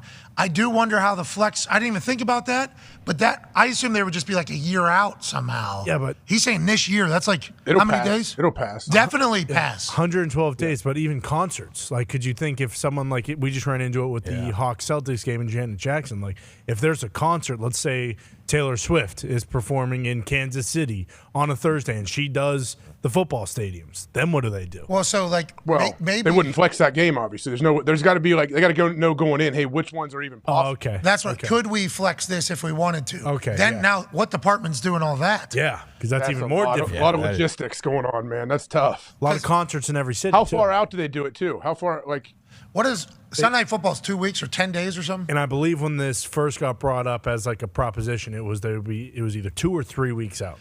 Sunday Night Football is not until week 14 or something, right? Where they can start flexing them, yeah. Week 10 or that late? Really? Yeah, I thought it was earlier. Maybe week 7. It is. Patriots got flexed out, I know, but it was week 15. Yeah. That was the Chandler Jones. You have good news. Stefan. Taylor Swift's tour ends August 9th. So That's- we're that's- good. All right, so we're good for Thursday night. Bad news, Thank you, though. Taylor. Okay. Keep going, Taylor. She needs to add more. She made like, 1.8 billion or something. At least this is just her American She's playing tour. SoFi Yeah. 1, to 2, do it. 3, 4, 5 10 to 14 days is the flex window. times. Gotcha. Yeah, and she does a world tour too. She's What'd you not, say? She's playing SoFi 5 times. Yeah, and she could In a do- row? she Like could do- 5 nights in a row? 3, 4, 5. She's playing 3 nights in a row, takes 2 days off, and then 2 nights in a row. She could do it 10 nights if she wanted to. Oh yeah. Yeah, She man. is a beast. Like if she really wanted to, she could probably do Vegas, and it would be $1,000 a night. So I think Beyonce made like 2.1 billion or something like that in tickets On her tour? On her tour, Yeah. international, and Swift made 1 point whatever billion. It's a lot. Wow. And then people are like, "Hey, Ticketmaster, What the fuck? get the fuck out!" It's like that's big business there. Yeah, hey, I got half of the United States, let alone the entire world. I watched that documentary on Taylor Swift because my wife is a big Swiftie. Yeah, I watched that. Was it good? She's a dog. Yeah, she's a But beast. they actually show, she lets them in, like gives them access. Yeah, so we don't see any times where she's being a human really and dealing with actual stuff, even though it's in there a little bit business wise. She's eating a burrito one time. But you see, like you see her behind the scenes, but you Okay. see her work ethic and like she's a savage. Yeah. Like She writes everything, doesn't she? Yeah, she is. Yeah, I mean, awesome. Did you see the Selena Gomez one? Because that one's on Apple TV. They give you the peek behind the curtain of her actually being a human. Those documentaries are wild. Oh. Connor, I want to see the Connor one, the 4-part Connor docuseries. I hear it's great. On Netflix. You have one? Was that the one that already came out? Notorious? Yeah, it's out. No, The one, no, I want to see the came clip. out. It's right after McGregor his injury. Dana's consoling him after he got beat by Khabib in the clip I saw. And I heard my buddy saw it and said it was good. So is that an early release your buddy got or the whole thing? It's on Netflix right out now. It's now. new. Oh wow. Came out this week. Gonna watch it this weekend. Find that absolutely. out. How'd you play today? How'd you play the golf tournament today? I had to leave after about 14 holes. I mean, I think we were like 10, 11, 12 under. Something like that. That's all. Nice. How many What? mulligans you guys pay for and how many did you use? Yeah. Yeah, that's my go-to line. Is like, yeah, I bought the whole arm length worth of tickets of mulligans or whatever. You can usually like, hey, for $20, whatever your wingspan is, you get tickets for mulligans or whatever. But I don't know. We didn't really have to use mulligans too much. We had 4 people in our group. Too much. Yeah, we know how a golf tournament works. Yeah. Yeah, it's a scramble. Weren't you the celebrity? Wouldn't you be the 5th or no? It gets booked in. No, this was our alumni outing. So I played with Bobby Schlegs and James Laurinaitis, and Ryan Day joined us for 3 or 4 holes. That dude, he can play. Day's a stick. Yeah, he looks good. He doesn't get to play much, he says, but his swing, like his first swing and his follow through, is like, oh, okay, this guy's legit, and he can play. So everybody else was boozing. You didn't get to booze because you had to come do this. I mean, yeah, most likely, but yeah, I mean, I was Most all right. likely. Hey, you could have taken the day off and go booze. Yeah. We could have made up It was perfect. Bobby came late because he had his show until 9, so he showed up about 9:15, and he has the show at 3 on Sirius 2. That's the one you're going to want to tune into. We were talking. Wow. Ooh, okay. General Bob at 3 o'clock, 30 minutes open. out, wide open, after playing in a charity alumni golf tournament. Appointment radio. I mean, that had to be an absolute blast. We appreciate you joining us. We could have made up a suspension to say why you weren't here. Yeah, and the stuff he says. You know what I mean? Like Ty suspended from ESPN. Yeah. Well, AJ too. It could have been like Wexy finally got taken in, and AJ was his accomplice. Sure. AJ's getting deposed today. Yes. On what he knows. Mm-hmm. Thank you, Ty. Thank you, Ty. Man, gone too soon. Turns out Suspended too soon. He's not gone. Suspended too soon. Suspended. Turns out Bill's been hiding his bodies in AJ's lake and framed AJ. Oh, could be. Better strap some weights to him, Bill. Not just weights; they're actually in a one of those shipping crates. What's everybody's deal? Packed to the gills. We're watching too much Dateline. Let's stop that. They're in a big oil drum, I thought, actually. Some of these documentaries about how weird some of these humans have been that have gone through our Earth here. Couple weird humans. Like alarming. Well, obviously the one from Waterloo, Iowa, which same place where Ty's from. R.I.P. Gacy, like what a weird that human existed in our world. You know. I mean, the Blackbird guy. Exactly. Like, existed in our world. The one guy just got caught, right? Zodiac? Yeah, Zodiac killer. Well, he's dead already, but they did say who it was. Yeah, kind of convenient, but Yeah, Dahmer, obviously, that was a pretty treasure story. And then AJ wanted to stay in the same dorm room. Mm-hmm. What happened? I didn't want to. Jeff Dahmer went to Ohio State for like a semester. And you stayed in his dorm room. Did you request his bunk? Yeah. he did. I don't know where he stayed, but no, he. So let's see, Dahmer. I don't know if he got good grades or Bundy. not. Yeah, coach, I'll go to Ohio You're telling State, me- but I need Dahmer's dorm. Yeah, Dahmer, was that a part of the recruiting? Dahmer's an Ohio State alum? Oh, yeah. No, he didn't graduate. No. Me neither. They call me a West Virginia alum. I didn't graduate. Dahmer went to Ohio State. That's right. He was a Buckeye. Oh, my God. They gave him a tree. That can't be in here. Is I think that he played real? football for a little bit. I think he played football for a little bit. Scored a couple touchdowns. Yeah, slot receiver. Yeah, he was Long wiry. snapper. He was wiry, but he was tough. If you played tight end, I'd start to say, like, maybe there's a trend in that tight end position, you know? Yeah. Got to keep our eyes out. Loose cannons. There's been running backs in the back, though. Let's go to the phones. Defense, though. I did not know Dahmer at one point was like, oh, wait. You know what I mean? Yeah. I'm not saying it again. Yeah, that's Dahmer Tower? Yep. Yeah, now it's called that. That's where I lived, Mortal Tower. That's where Dahmer was. That's right. Yep. Was he? That's where he actually started to come up with ideas. We just I don't think I knew it at the time when I was in college. I don't think I knew that. What you knew? Were you on would you know if your room? Yeah, you would know. Was your room any of these ones that we see like little jail cell windows in? I mean, that's all the rooms. I was like on the 13th or 17th floor up there with Mabel. Penthouse, bitch. There is no Isn't that what 13th you floor. said? Those don't exist. No, there's no penthouses in that thing. Well, Dahmer took it out, you know. Yeah. Let's go to the phones. Broke the wall down. Yeah. Dahmer had the penthouse. And with what he did, they said this was probably the leading factor. Yeah, Jeff, hey. Bro, Dahmer went to Ohio State. Yeah. Proud Buckeye alum. Oh, my.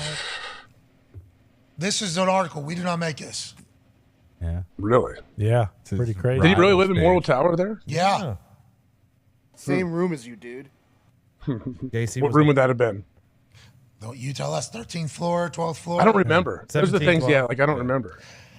Dahmer actually said on his way out, OH, when they said, what are your I didn't know that. That makes sense now. That makes Went sense. to Iowa. Did anyone give it back to him? Yeah, his parents gave it. I.O. There was a guy, I guess there was a guy in Oklahoma who was obviously about to get executed. He did something terrible, of course. And I only know this because we got an Oklahoma player on our team, and we had just beat Oklahoma a couple years ago. So I was like, Oklahoma, people don't even care about Oklahoma. You know, like nobody gives a fuck about Oklahoma. Like just shit talk. I'm a shit talking human. And then the guy that came from Oklahoma was like, put an article in my face. He was like, what was that guy's final fucking words? guy said boomer. Boomer. And then they killed him. That's literally the last thing he said. Then they took him out. And we do not know if Sooner was ever responded. But there are some people that are loyal till the final moment of their life to their schools. And I did not know Dahmer was like that with Ohio State. There was something I just read, and I don't know if maybe it was sent to the group. There's like a famous saying that was basically coined by some guy on death row right before he was about to die. Jeez Louise. Now, Nick, correct me if there was a Steelers fan who was getting put into handcuffs and put it into a car, and I can't remember what something along the same lines. He didn't die though, but similar. What did he say? He just said like the wheels on the bus go round and round. For Jerome Bettis? No, I don't think so because it was fumbled away Super Bowl. But he didn't. Ben Roethlisberger. Almost. Game-saving tackle. Yeah, but I think part of my heart problems come from that very play. Guy can't take like when everybody was doing whatever shots was Vegas bombs. All of them though. Vegas bombs, Jaeger bombs. I'm good now though. I fixed myself. I fucking artifically fixed my own. Did you really? 3D printer? I can take them all the time now. Why is that? Because you got a kid now? I didn't know that It's was. been a couple years. What's wrong with your heart? It's too big. Cares too much. There's that. Dahmer, AJ, boys, big Fiesta Bowl win. Good year, Oh, boys. there he is. Hey, Jeff. Should have seen him run a fucking seam route. Santonio should have told me he was right over my shoulder. It's kind of scary. Look how cool you look, dude. Look how cool you look. Do you feel how cool do you feel right here? So cool. Yeah, it's just so cool. Yeah. Dahmer So cool. breathing And down your scared. neck. Yep. Let's go to the phone. Scared at the same time. Hey, yeah. Santonio, you had a good game. Oh, hey. Way to catch that ball out there. What did you say here? I have no clue. We're so fucking Congrats. cool, man. Good job. Fucking party Hey, at Lexi's we're tonight. about to be the kings of campus, bro. Is this up on stage? This is before you get a trophy? Yeah, this is after the Fiesta Bowl my senior year. Did you win Defensive Player of the Year or Player of the Game? I think so. My guy Reed got a trophy. He was up there. No way. He had like 4 concussions though, and you see him up on the stage, and there's photos of him. There's a couple where he looks like super pumped, and then there's a couple photos where you see him trying to figure out where the fuck he is. Lights are off. That Fiesta Bowl did it good. I enjoyed the Fiesta Bowl. Loved it. They did everything awesome out there. I think It so was too. Legit, like hospitality, hotel setup, everything. It was First class. whenever we were in it. You did what, 3 years, I think. 3 of my 4 years I was there. Yeah, it was like a home game for us. It felt like same hotel, everything was the same. It might be the reason why I love Arizona so much now. Like my first experience with Arizona was the Fiesta Bowl, and it was fucking awesome. Yeah. And it's like, yeah, maybe this is the place. And now Arizona's the best. It is the best, dude. Arizona is such a good state. Second to none. Phoenix. Have you gone in July and August? Yeah, so we're probably going to take some time off here because have to do some more shit. Plugging shit in. Before next season. We can't have the same problems we had last year happen next season. That would be ineptitude at the highest order. And although we do have that happening, we have to fix it. So at some point in the summer, there will be a time where we'll take off. I'm about sick of it. What is this, AJ? Why is this happening? It's right here. I can feel it. Yeah, it's got to be an allergy situation or something. Nick, isn't this horn supposed to be right here, fighting things off? Fighting evil bad spirits. Not. You don't think? Well, haven't you tried? A lot of the great broadcasters would drink their own urine sometimes when they lose their voice. Okay. Al Michaels did it. We should have asked Al. That's a missed opportunity. I know he doesn't eat vegetables. I didn't know he... Oh, yeah. Those are his vegetables. Urine? Yeah. I don't think you're telling the truth. Same nutrients. Doesn't seem like it. We're going to take some time off in the summer, though, and just know that that's going to take place. Mm-hmm. Yep. Got to fix everything. Got to make sure. Work on Java a little bit. Yeah, get some shots, get some angles. Tim said the power's going to be off for fucking... Yeah, we got a fucking natural gas generator in the back there. And, Look at Java. about it? What's up, dude? Man, that's pretty sweet. That's a sweet shot. AJ, that's you. You kind of look like Carl Havoc a little bit. Yeah, you do. You know what I mean? Who's that? See, you need to start watching. Come on, keep watching. I think you should leave. I need to watch. I watched the hot dog episode. Nice. Okay, so next episode is Carl Havoc. Okay, good. Okay. Whoa.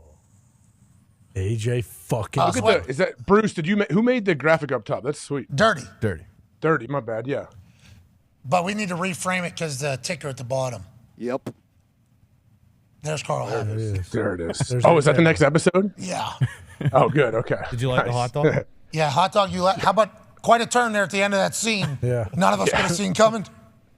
Yeah, I mean, the dude is so weird. It's so awesome. He's unbelievable. He's so good. Can't skip lunch. I think the funniest thing about it is how serious he has to be whenever he's telling somebody about the skit. Mm-hmm. I think my favorite part is not the skit itself. It's him thinking of skit, having to tell people about skit, and then executing skit when there has to be so much discomfort everywhere, and then just moving right on to the next one. I love him. Have you seen the Motorcycle World one? No. Oh, yeah. It's great. That's one of the ones I just recently watched. It might be the dumbest premise of all of his dumb premises. Dude, his premise was to dress up. Never mind. I'm not going to. Yeah. Let's go to the phones. AJ, you need to see that episode. Stat. I will. Believe me, I'm inspired by what I've seen so far. Yeah, there's the motorcycle aliens one. Oh, that one? Yeah. Oh. All right. It's so good. I can't wait to watch. Speaking of watching, it looks like there's some rain at the PGA Championship. Dahn, what's going on over there in New York with the PGA Championship? Yeah. One of the majors is currently actively happening as we speak right now. Yeah, Bryson just teed off. He's in the deep stuff off of his first drive. I did see the radar just a couple seconds ago on the broadcast. Doesn't seem like it's going to be around long. Doesn't seem like it's going to impact play at all today. But Scooty Scheffler came out, birdied his first two to go from 3 under to 5 under. He is plus 125 to win the tournament right now. Was plus 250 this morning. Yeah, and then it went to like plus 210 because DJ had a bogey on a hole. But yeah, Hovland's had a really nice day. Scheffler's up there, Bryson, and then kind of a pack behind them. Scheffler's too good right now. He's so. He's very good. Hasn't finished out of the top 12 since November 20. And you have to like him because he swings like you in the tee box, kind of moves his feet. Yeah, crazy feet. Yeah, guys were saying that to me today. Like, oh man, it's crazy. You're falling down, whatever. Like every time you swing, I was like, well, Scotty made it okay now. I feel like. Yeah, but Seriously. like that is a real thing because whenever you were in the tee box, for me, I used to swing real hard, and I would lift my leg and I would turn and move, and they're like, you need to keep your feet still. Rule number 1 here: don't move. And I'm like, all right, well, my knee's going to pop out of place if I do that. So they're like, well, open your hips up a little bit. And because I'm not flexible enough, I still have to like move my feet. But they're like, if you were to keep your feet still, you would do so much better. Then we watch AJ swing, and AJ literally leg up like he's fucking Sammy's. I don't cock my leg. You might as well. Yeah, and then you hit and you spin and fall completely out of it. And he hits it so clean, so far on such a regular basis. I'm like, that's what I'm talking about. Like, that is, why aren't we more athletic on this thing? And then Scotty Scheffler becomes the best golfer in the world in literally every single drive. He's moving his feet completely while making contact. I love it. Feels like it's more momentum. Is that why you do what you do, or you just have always done it that way? I think as I've gotten older, I've started to fall forward more and fall out of it because if my foot's in the ground, that's the most painful thing ever. I can't keep my foot planted and twist and rotate on that when it's stuck in the ground. So I think I just naturally have always been doing it. Me too. Remember, I tweaked my knee last year because I was driving in Air Forces on cement, and my leg wasn't turning at all. So I was just putting myself in a figure 4 pretty much every single time, and then just blew up. And I'm like, what the? I got hurt golfing in my office. That was bad. I am an old man right now. I thought I wasn't going to be able to make it to Tahoe. Like, that was a real fear, but he's a player, dude. He's a beast. And he's so clean around the greens, too. He's what, like 27 years old? He's still so young. Very young. He's just like us, though, at all times. Never up or down. He showed some emotion. Was that on game day last year where he got a little teary-eyed because he won? Oh, yeah. They gave him the award. They surprised him golfer of the year on game day. That was at that school that was awesome. Yeah. Texas. Yeah. Texas. I remember that. I was out in the land. I was out in the audience. He was way back. Oh, with Beard. Yeah, I couldn't really hear what was happening. But I did see him. Yeah, we were out there with Beard. Yep. And Bear, I think, was out there. there. And all those fans, all the screaming Texas Longhorns. Couldn't hear anything. Nope. Anytime you see I think next year it'll be, because I got dropped into game day, middle of the season. Yeah. Boom, hey, new guy. Mm-hmm. He needs a microphone, headset, everything. What? Every single game or whatever. So I think next year they'll be a little bit more prepared, and the crew over there is the best. But there was numerous times when I joined that show, boy, I couldn't hear a word anybody was saying. Yeah, it's just like here. You know, like going into next year, next football season. Has to be better. Yeah, we're not going to have the fuck-ups or the miscommunications from the beginning of the year when we started it. Let's go to the phones. Oh, TJ Watt fell in his pool. It looked violent. I like that. TJ Watt needs to watch himself doing standard human things, okay? You're not a standard human, TJ. You are a superhuman. That is why you are TJ Watt. And whenever you're out there, just trying to be an actual human, trying to stay true to your root. Bang! Jeez. Ow. Bang! Bad. Not even a thought. Toss the phone. To slow down. The new phones are waterproof. Should be fine, right? Should be okay. I haven't tested it. Have you tested it? No, I'm scared to death that I'm going to have to do the full rights trick that never works or whatever. Yeah. So I know they make commercials and tell us that the phones can go into water, but I just am not 100% sold on that particular theory just yet. But TJ falling off of the ledge in his pool so quickly and abruptly was something that I assume he could never fathom would happen as an adult professional athlete. Happy he's okay. Yeah, probably pumped the pool's open, though. I'm sure he was just excited to just get in the pool, new weather, better weather. He's get probably some leaves out of there. Yeah, He looks properly jock, though, in that fucking wet. Look jock. Well, remember what JJ has told us. Yep. Anytime you try to do anything with TJ, you have to explain to TJ Watt that there is time to work out and watch film and recover. Oh, and then I guess your niece or your nephew, my son, will have his birthday party afterwards. Okay, we'll allot enough time for you to get all your protein shakes in there. He is fully committed to football. And the way he likes to meditate? How's that? Chores. Watching film. Chores. That's sandpaper. That's grit. That's jump.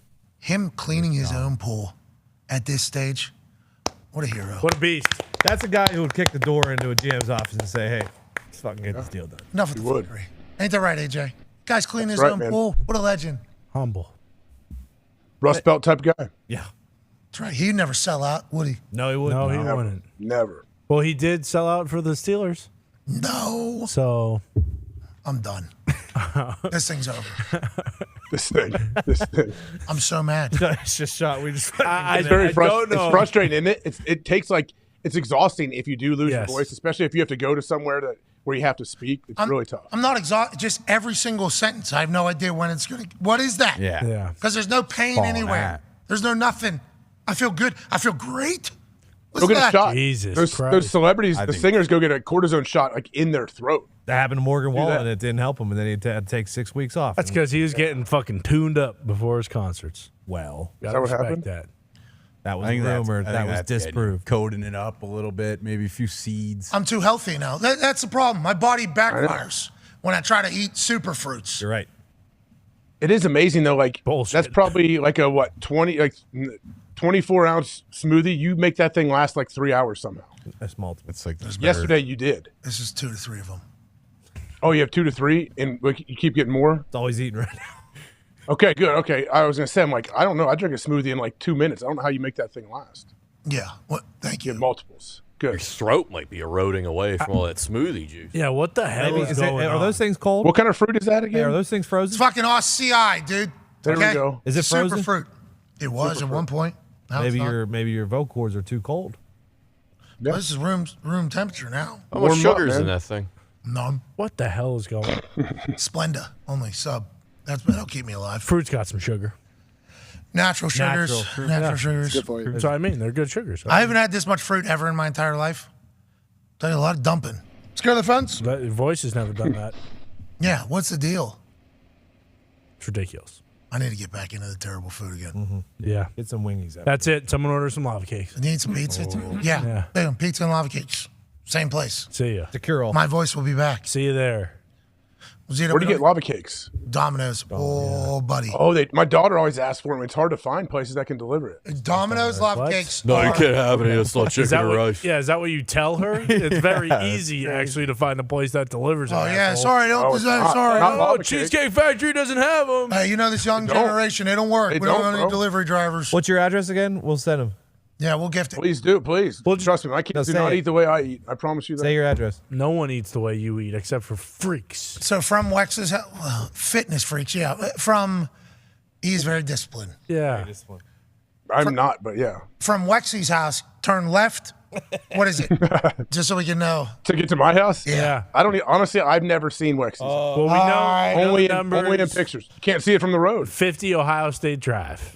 Let's go to Jordan in Iowa. I've Jordan, seen the tunnels. Jordan on the 5-hour energy phone line. What's going on, I Jordan? wish, Nick. I wish. Happy Feel Good Friday, boys. Hell yeah, Come on, Jordan. Jordan. Hell yeah, Jordan. Oh. T's and P's to Pat's voice. Thank you. Is this little latte? Yeah. So we have Anthony Richardson, fourth pick overall. He's great. Are we afraid there's a Trent Richardson curse because he was the third overall pick? He got traded. Oh, Jordan? the Richardson curse. Come on. Holy shit. No, Jordan, I didn't want to have to end that call so abruptly. I think you lost service there. Wow. But Same. we are not worried about one last name or anything going forward. Jesus. We are worried about this a little bit. Jordo's onto something. What's that? The Richardson curse. There has never been a Richardson who's played well here. Anthony Rich, I doubt that. Let's go through the history books of who else played for the Colts. Anthony Richardson's going to be great. And you know why he's going to be great? Because he got a chance to talk to Travis Scott, Michael Rubin, and Tom Brady just yesterday when they were in Los Angeles for an NFLPA rookie event. They fulfilled all their obligations at the NFLPA rookie event. That had to be reported very loudly. Okay. And then True professionals. Yeah, true professionals doing what they have to do. And then while they were there, before the plane took off to get out of LA, they snuck in another meeting with who? I don't know, a couple billionaires. About what? Building a brand and being a high-profile human being. Yeah. It was Anthony Richardson, and he decided to let Bryce Young, Will Levis, and C.J. Stroud join him. Very nice of AR setting this whole thing up. All right. And this was a message that Tom Brady, Rubin, and Travis Scott said, to the young quarterbacks about to take over the NFL.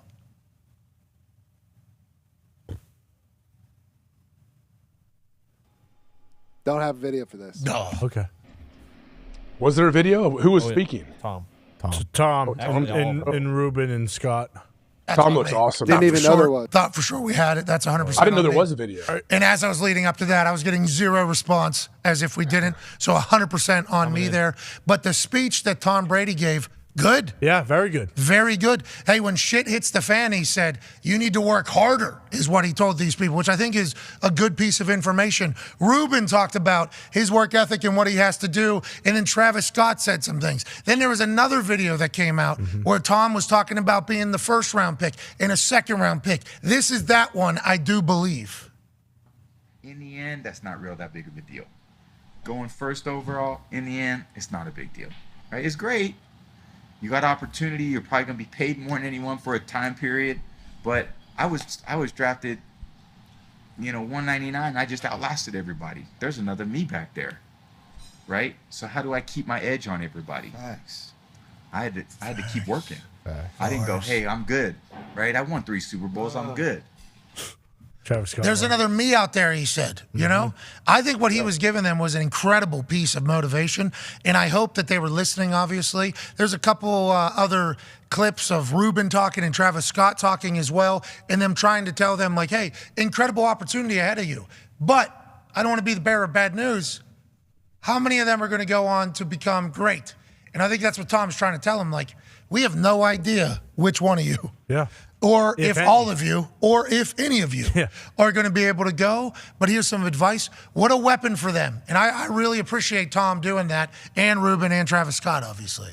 Well, think how valuable it is, the fact that not only they got to sit there and listen to that, and though they will remember that, I'm sure it had to be really cool for all of them, but they exchanged info and they can reach out to them throughout the year, throughout however many years they're in the league, and just pepper them with whatever questions they have. And I would assume, I saw when they said they were going to talk about like being entrepreneurs and whatever, branding. I'm sure Tom and everyone was like, hey, you got to figure out football first. Like, you got to be good on the field first. Make sure that is situated, and then you have all these other opportunities you can try to take advantage of. Some guy, I forget who it was, came onto our team, and I just so happened to be, hanging around the room in which the conversation took place. A guy asked Peyton, he was like, hey, I want to have all the commercials and everything, and I want to... What is this? Why does this keep doing this? I'm not happy with this thing. I mean... Wait till you hear the Stern talking to, maybe. I'm going to have it. I told you what you could do. That's not whiskey. What? You can try it. That doesn't work as well. You're saying as what your own fluids will do. Oh, you're talking about drinking. I'm not doing that. Anyways, I heard this person ask Peyton, hey, I want to build the brand, do marketing, do commercials. I want to be spokesperson for somebody. And the only answer that was given, and I don't know if Peyton took the lead on it or his business partner at the time took the lead on it, but somebody basically said, like, yeah, being great at football. That's number one. Yeah. Like, hey, you know how you get all this other stuff is you're great at football. If you're average at football, you might be able to work yourself into some of these things, but they will not be as long lasting or as big of affecting that you want it to be. You're going to have to be great at football. That's number one. And then everything else will kind of follow that later. And that sometimes gets lost with some people, I think. Don't you think, AJ? Absolutely, because they are kind of, from a young age now, told about, hey, like your brand and all that, which I think it sucks when anyone talks about their own brand. It's weird. I don't know, whatever. But they are your own brand, and you have to kind of represent yourself that way. But if you don't play well, it doesn't matter. That stuff's not there. But you can do both. Like, you can be a superstar like Peyton Manning and still be awesome in commercials and pick and choose and be out there and make all that money and you have a big profile, but still take care of business on the field. Now, Baker Mayfield, I guess, would be the only outlier here. And when he was in all those commercials, the Browns won a playoff game. Exactly. And made it into the play. Now he's not in them as much because he hasn't been on a team, I guess, in general, or a winning team for a little bit, as the guy has a chance to do it down in Tampa again. And if they get back into the spotlight and they're doing great, those commercials will probably come because a lot of people have seen how great he is in those commercials. But the people you see on those commercials during games, those people are who people think are the face of the NFL. Yes. So you got to be a fucking guy if you want to get there. And I like the fact that it feels like that's what Tom's stressing. Yeah. You know what I mean? Because we know Peyton has the Manning Passing Academy, which has certainly come into full conversation piece for some reasons, for one reason or another. It's been happening a long time. And I feel like Peyton and the Manning family feel obligated to give back to quarterbacks almost. So they try their best to give back to the quarterback community. I enjoy Tom speaking to younger quarterbacks and kind of sharing the game. I don't know how often he does that. I assume it happens on a very regular basis. I hope it'll continue to do that, because that'll mean the league will continue to be great, because that is how information kind of gets passed on. You know what I mean, AJ? So I like seeing that. That's everybody. I mean, you talk to any player who's been in the league for a while, there's usually one or two guys in that locker room that kind of, I don't want to say like took them under their wing, but at least set them straight or let them know, or just led by example. Like, hey, this dude been here for a while. I just watched him and tried to follow him and do little things that he was doing. Like, there's always somebody that you have to kind of model your game or what your whole preparation off of. Concur. Go ahead, Connor. Well, and especially for Brady, like all the players, obviously you can point to Bill Belichick, but like Vrabel, Willie McGinnis, all those guys that he was competing with, they talked about in his documentary. Like, they were talking shit to each other every single day. So it wasn't just like he had one coach to show him. He had like all those great leaders to show him too how to, be a professional. Was Vrabel at that golf tournament today? He was not there today, no. I think he's working. All ball. That's all right. ball. Hell yeah. Got a division to. Ryan Day's out there. Yeah, with a great swing. Ohio State alumni game, or alumni outing. Did So he? was Vrabel? Yeah. Yeah, Rabe's out of town. Did Ryan Day play with you? Yeah, for 3 or 4 holes. No, football. Is this asshole. fun? Are you guys raising money here for this thing? No, this thing was just for alumni, like coaches and players. I've never played it. It's my first time doing it. Bobby and Schlegs texted me like a week ago and said, hey, why don't you want to join us? I said, yeah, 8 a.m. I gotcha. Is that sweet? They just put this together. Who paid for it? No, it happens every year. It's an alumni deal at the Ohio State golf course. They do. Who pays for it? Good question. That's awesome, though. That's why it's Ohio State's course, though. So maybe. Yeah, it is. It's legit. Like that type of shit is like, that's a big deal. We talked about it, bro. And Schlegel lives in Jacksonville now. Bobby's here. James is coaching now. So like to be able to play golf with those dudes, I'm as you get older, I feel like you get weird and sentimental. Like me and Schlegs were like, man, this is cool to like. Schlegs like, man, it's great being with you guys. Great hanging out with you guys. And I'm like, yeah, it sounds corny or whatever, but it is. Like, it's cool being able to hang out with the dudes that you played football with that you don't get to see that often. And we're all kind of we all have kids that are young. We're all in like similar situations, and got to see like Nate Ebner, great Patriot player. He was in the group. He almost killed me with the drive. Almost landed one right on me. Yeah, great. John Simon, great to see guys that I don't get to see that often. That's adorable. That's awesome. Yeah, adorable. That is adorable. Yeah. And it's a part of like why Ohio State has been great. Obviously, you guys have been cheating forever, and That's now right, the NIL deal comes in, and you guys just pick right up where it's at. But the entire program is seemingly run in like the top-notch way. Alumni welcomed back. Bobby Carpenter was working out with the team. Oh yeah. Every day. Wanted back, welcome back. Hey, here's an event. Don't need you to pay us anything. Like literally just want you to just come on in. Just be around, like that's a big deal. I think that's a smart decision by Ohio State. I mean, yeah, there's like a whole, we talk about it. There's a whole, you came to our charity event. It's a great spot. Columbus is a good spot, especially if you played Ohio State. There's tons of people that stay here that aren't from here that played here, and all of a sudden they live here, and yeah, it's cool, man. Is Herbs there? I didn't see Herbs if he was. Might have been on dance floor. Yeah. Ooh, I don't know. I knew it wasn't there. Let's go to the phones. Let's go to Kenny in Illinois. Hello, Kenny. Yo, I just want to know who's responsible for AJ Hawk's Wikipedia page, and also Pat. How can you call Roman Reigns the GOAT when we had Stone Cold Steve Austin? Whoa, jeez, Kenny. You got Bob Backlund out there too. When Stone Cold was around, who else was around at the same time? We had The Rock. What? We had Triple H. What? The Undertaker. What?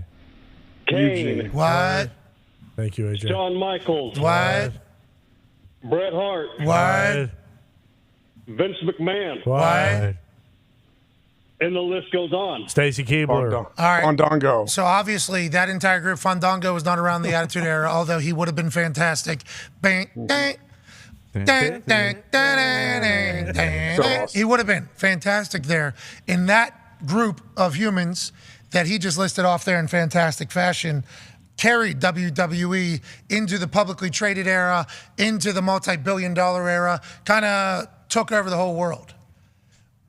Right now, you look like Roman's like Roman is been the guy for a long time. Through the hardest era where there was no fans, where the most amount of money is somehow being made, and Roman is the guy. So I think it's hard not to argue.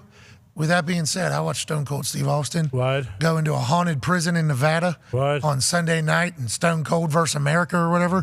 And it's hard not to think he's one of the greatest humans just to ever live, let alone in the bucket of WWE. So we're having a different conversation with him and The Rock. Roman, though, has carried the company and the business for so many years. He's our tribal chief, too. Bingo. And we will stand for him. We will, won't we?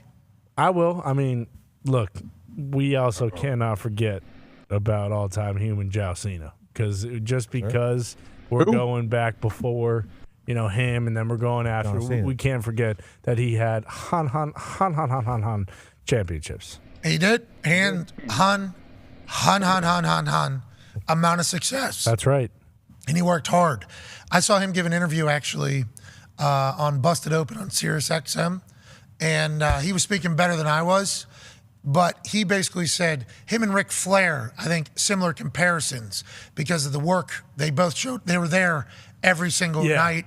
That was the workload was incredible. Roman's doing it in his own way, and in doing it in his own way, he's also put over like 8 other people. So like there's conversation about GOAT talk in different generations and eras, but there's also different ways of doing it. And what Roman's doing is with the bloodline, which is fantastic. After the recent news, I believe we need to give a hat tip to one Randy Orton. Okay. Hell yeah. Thank you for everything, Randy. Love you, Randy. Thank you. What was the recent news you saw? I believe he can't wrestle anymore. What? We hope that's not the case. No. I thought I heard that. I seen it on the internet as well, but I mean that's been said about a lot of wrestlers for a long time. Hey, where's the old college wrestler that signed like a year ago? Gabe Stevenson? Yeah, Gable. I think he's back college again. Yeah, Minnesota. He is? Really? I'm struggling. I mean, this thing. It's never been that bad. What is the deal? I have no idea. He'll be up there somehow, sometime we assume. But there's so much shit. Because then those basketball players signed with the WWE too, the twin girls. On the Today Show. Yeah. Or Good Morning America. So or, have they done anything yet, wrestling wise? No, I don't think so. No. There's like a whole process of like, because it's its own thing. Yeah. So you gotta It's a long way to the top, just go AJ, from player if to you head want to coach. rock and roll. Which is on the stairs at that comedy mothership that Joe Rogan opened down there in Austin. Have you seen the lineup that they have every night at that place pretty much? I've seen a couple nights. I haven't seen like that every Gotta get... They use Yonder bags every show too. Phones? Really? Yeah. We got to get down there and go to a show, I think. That'd be sweet. One of those... The night down there looks like a great time. Okay. A great time. But they do stair photos, like artsy photos. Sure. And I think it says it's a long way to the top if you want to rock and roll. Love it. On the stairs. School of Rock. Super artsy. What kind of bag did you guys? Great movie. Yonder bags? Is that what you said? Because you're putting your phone over yonder? Or what? They're called Yonder bags. I've been to places where you have to do it. Last phone call here from Dayton, Ohio on the 5-Hour Energy phone line. Let's go to Devin. Devin, what's up, pal? Sure you have with your mask parties. Yeah. What's up, fellas? What's up, Devin? Devin. Come on now, Devin. Come on now. You got to go on. Devin and Dayton now. Come on now. Go on, go. Mid pull on the blunt. My fault, fellas. It's okay. I just want to say congratulations on everything. I know you guys are getting a lot of bullshit for making it to the top, which happens often. And I just want to say you guys are inspiration. I've always kind of wanted to do what you guys do, and there's always been one path, and you guys are kind of opening up more. Thank you. So I just want to say thank you. This guy. And one question for you, Pat. Dayton, Ohio. Are you going to be able, in between breaks, when you guys move over to the platform, to get your dope in? Because Slow down, Devin. It's not legal here. Jeez, I never Louise. do that when we're in Indiana. It's not legal here. Ever. Can't do it. So I assume that'll continue. The exact same practice that is happening now will continue. I do believe. Yes. He's talking crack because sometimes we do that. I have never seen or been a part of anybody doing crack during commercial breaks, but if that's what's going on in the locker room, we need to stop it. Tony's just confused. It's not crack. It's Pop Rocks that we sometimes with do. Pepsi? That crack, yeah. Pop Rocks. Yeah, they were. Pop Rocks are still around. Gosh darn right. looks great. I mean, it's They're so Good on. line. So on. Great line. There's too many Great. push-ups. Sorry about it. Quit doing push-ups. Yeah. Hey, Good I'm job. doing 100 push-ups a day. 100 push-ups a day. 100 sit-ups That's every, awesome. every single day. Yeah. Then I'm doing a crawl. I Hey, gotta do you stop have a? eating, though. Be careful. I imagine do you have like a bench in your shower by any chance? Triceps. So I got my shower. It's a stander. Obviously, it's a Big old shower. thing. Like, what do you do? Dips in there? I'm just saying. Oh no, you can do like decline push-ups and then do the little do like 1,000 dips. dong Like, out? I love it. Yeah, your dong's out because you're naked, but yeah, 1,000 Get a I good- shower in shorts. Jesus. Get a good decline No push-up. t-shirt? Always. No t-shirt when you shower? Sometimes wear a wetsuit. See, that's the one. Come on. That's the let's one. go. Nice. Huh? All right. Well, Nice. to end this monumental week, since that ball went through that hole right over there, we'll give 15 people $500 who retweet this video, say something nice to somebody, and put the easiest way to pay them in the same exact reply. We thought maybe never do a giveaway again, after all the heat that we were getting, which actually, with how much I've been crying and sobbing about how rude people have been to me who've been our fans, that might be why I've lost my voice. Yeah, been hard. It has been hard over here. And I thought maybe we never do another giveaway, because why would you with some of the things that are being said? But then I had to remember, it's not everybody. It's just a small portion. And that small portion of people will realize in a couple of months that everything they're saying that is incredibly rude is completely off base. We'll be getting attacked by other people for sure, but our people will realize that we're good. Things are going to be great. Yep. Let's continue to enjoy the hell out of this stupid ride that we're getting to have. And let's enjoy every single moment we get to celebrate the shit out of sports. Oh, yeah. So this weekend, I hope everybody has a fantastic time. I hope the PGA Championship is fantastic. I hope whatever hockey games are on are great. I hope whatever basketball games are on are great. I hope my voice comes back. And on Monday, AJ, we're celebrating life even more. So congrats to the 15 people or 20. How many did I say? 15. 15 people that win Make it 20.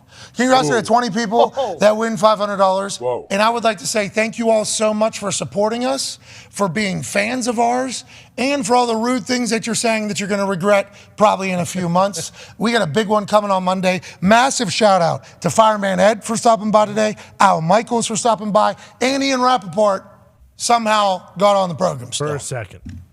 Yep.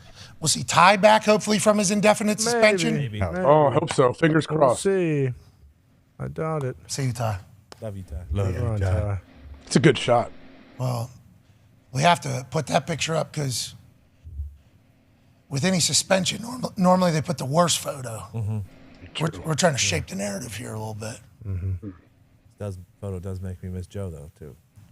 Donardo? Yeah, because the dropping kind of looks like Doppler. We know what's coming. I don't know why, but on that back screen. it Rest just in gets peace, me. Joe. Miss you, Joe. Love you, Joe. God, look at Joe's hair. Impeccable. Always, in all three photos. Perfect. Look at that tie. Jeez. The only thing more perfect than Joe Nardo's hair is his reading record on the Doppler. Right. I'm excited to see who's next. Who's going to take the Doppler baton? Grandson, I think. I thought Jim Cantor. Well, Cantor's not reading a Doppler. He's inside the Doppler. he's more. Al Roker. Well, Yeah, your guy. That's what's going on in your neck of the woods. that is what he said. I got it. Yeah. I got it. All right. Yeah, I know. We'll see you all on Monday. I would like everybody to have a little faith, not in my voice, but in our vision. You're the greatest humans on earth. We'll see you on Monday. Have the greatest weekend of your life. Goodbye.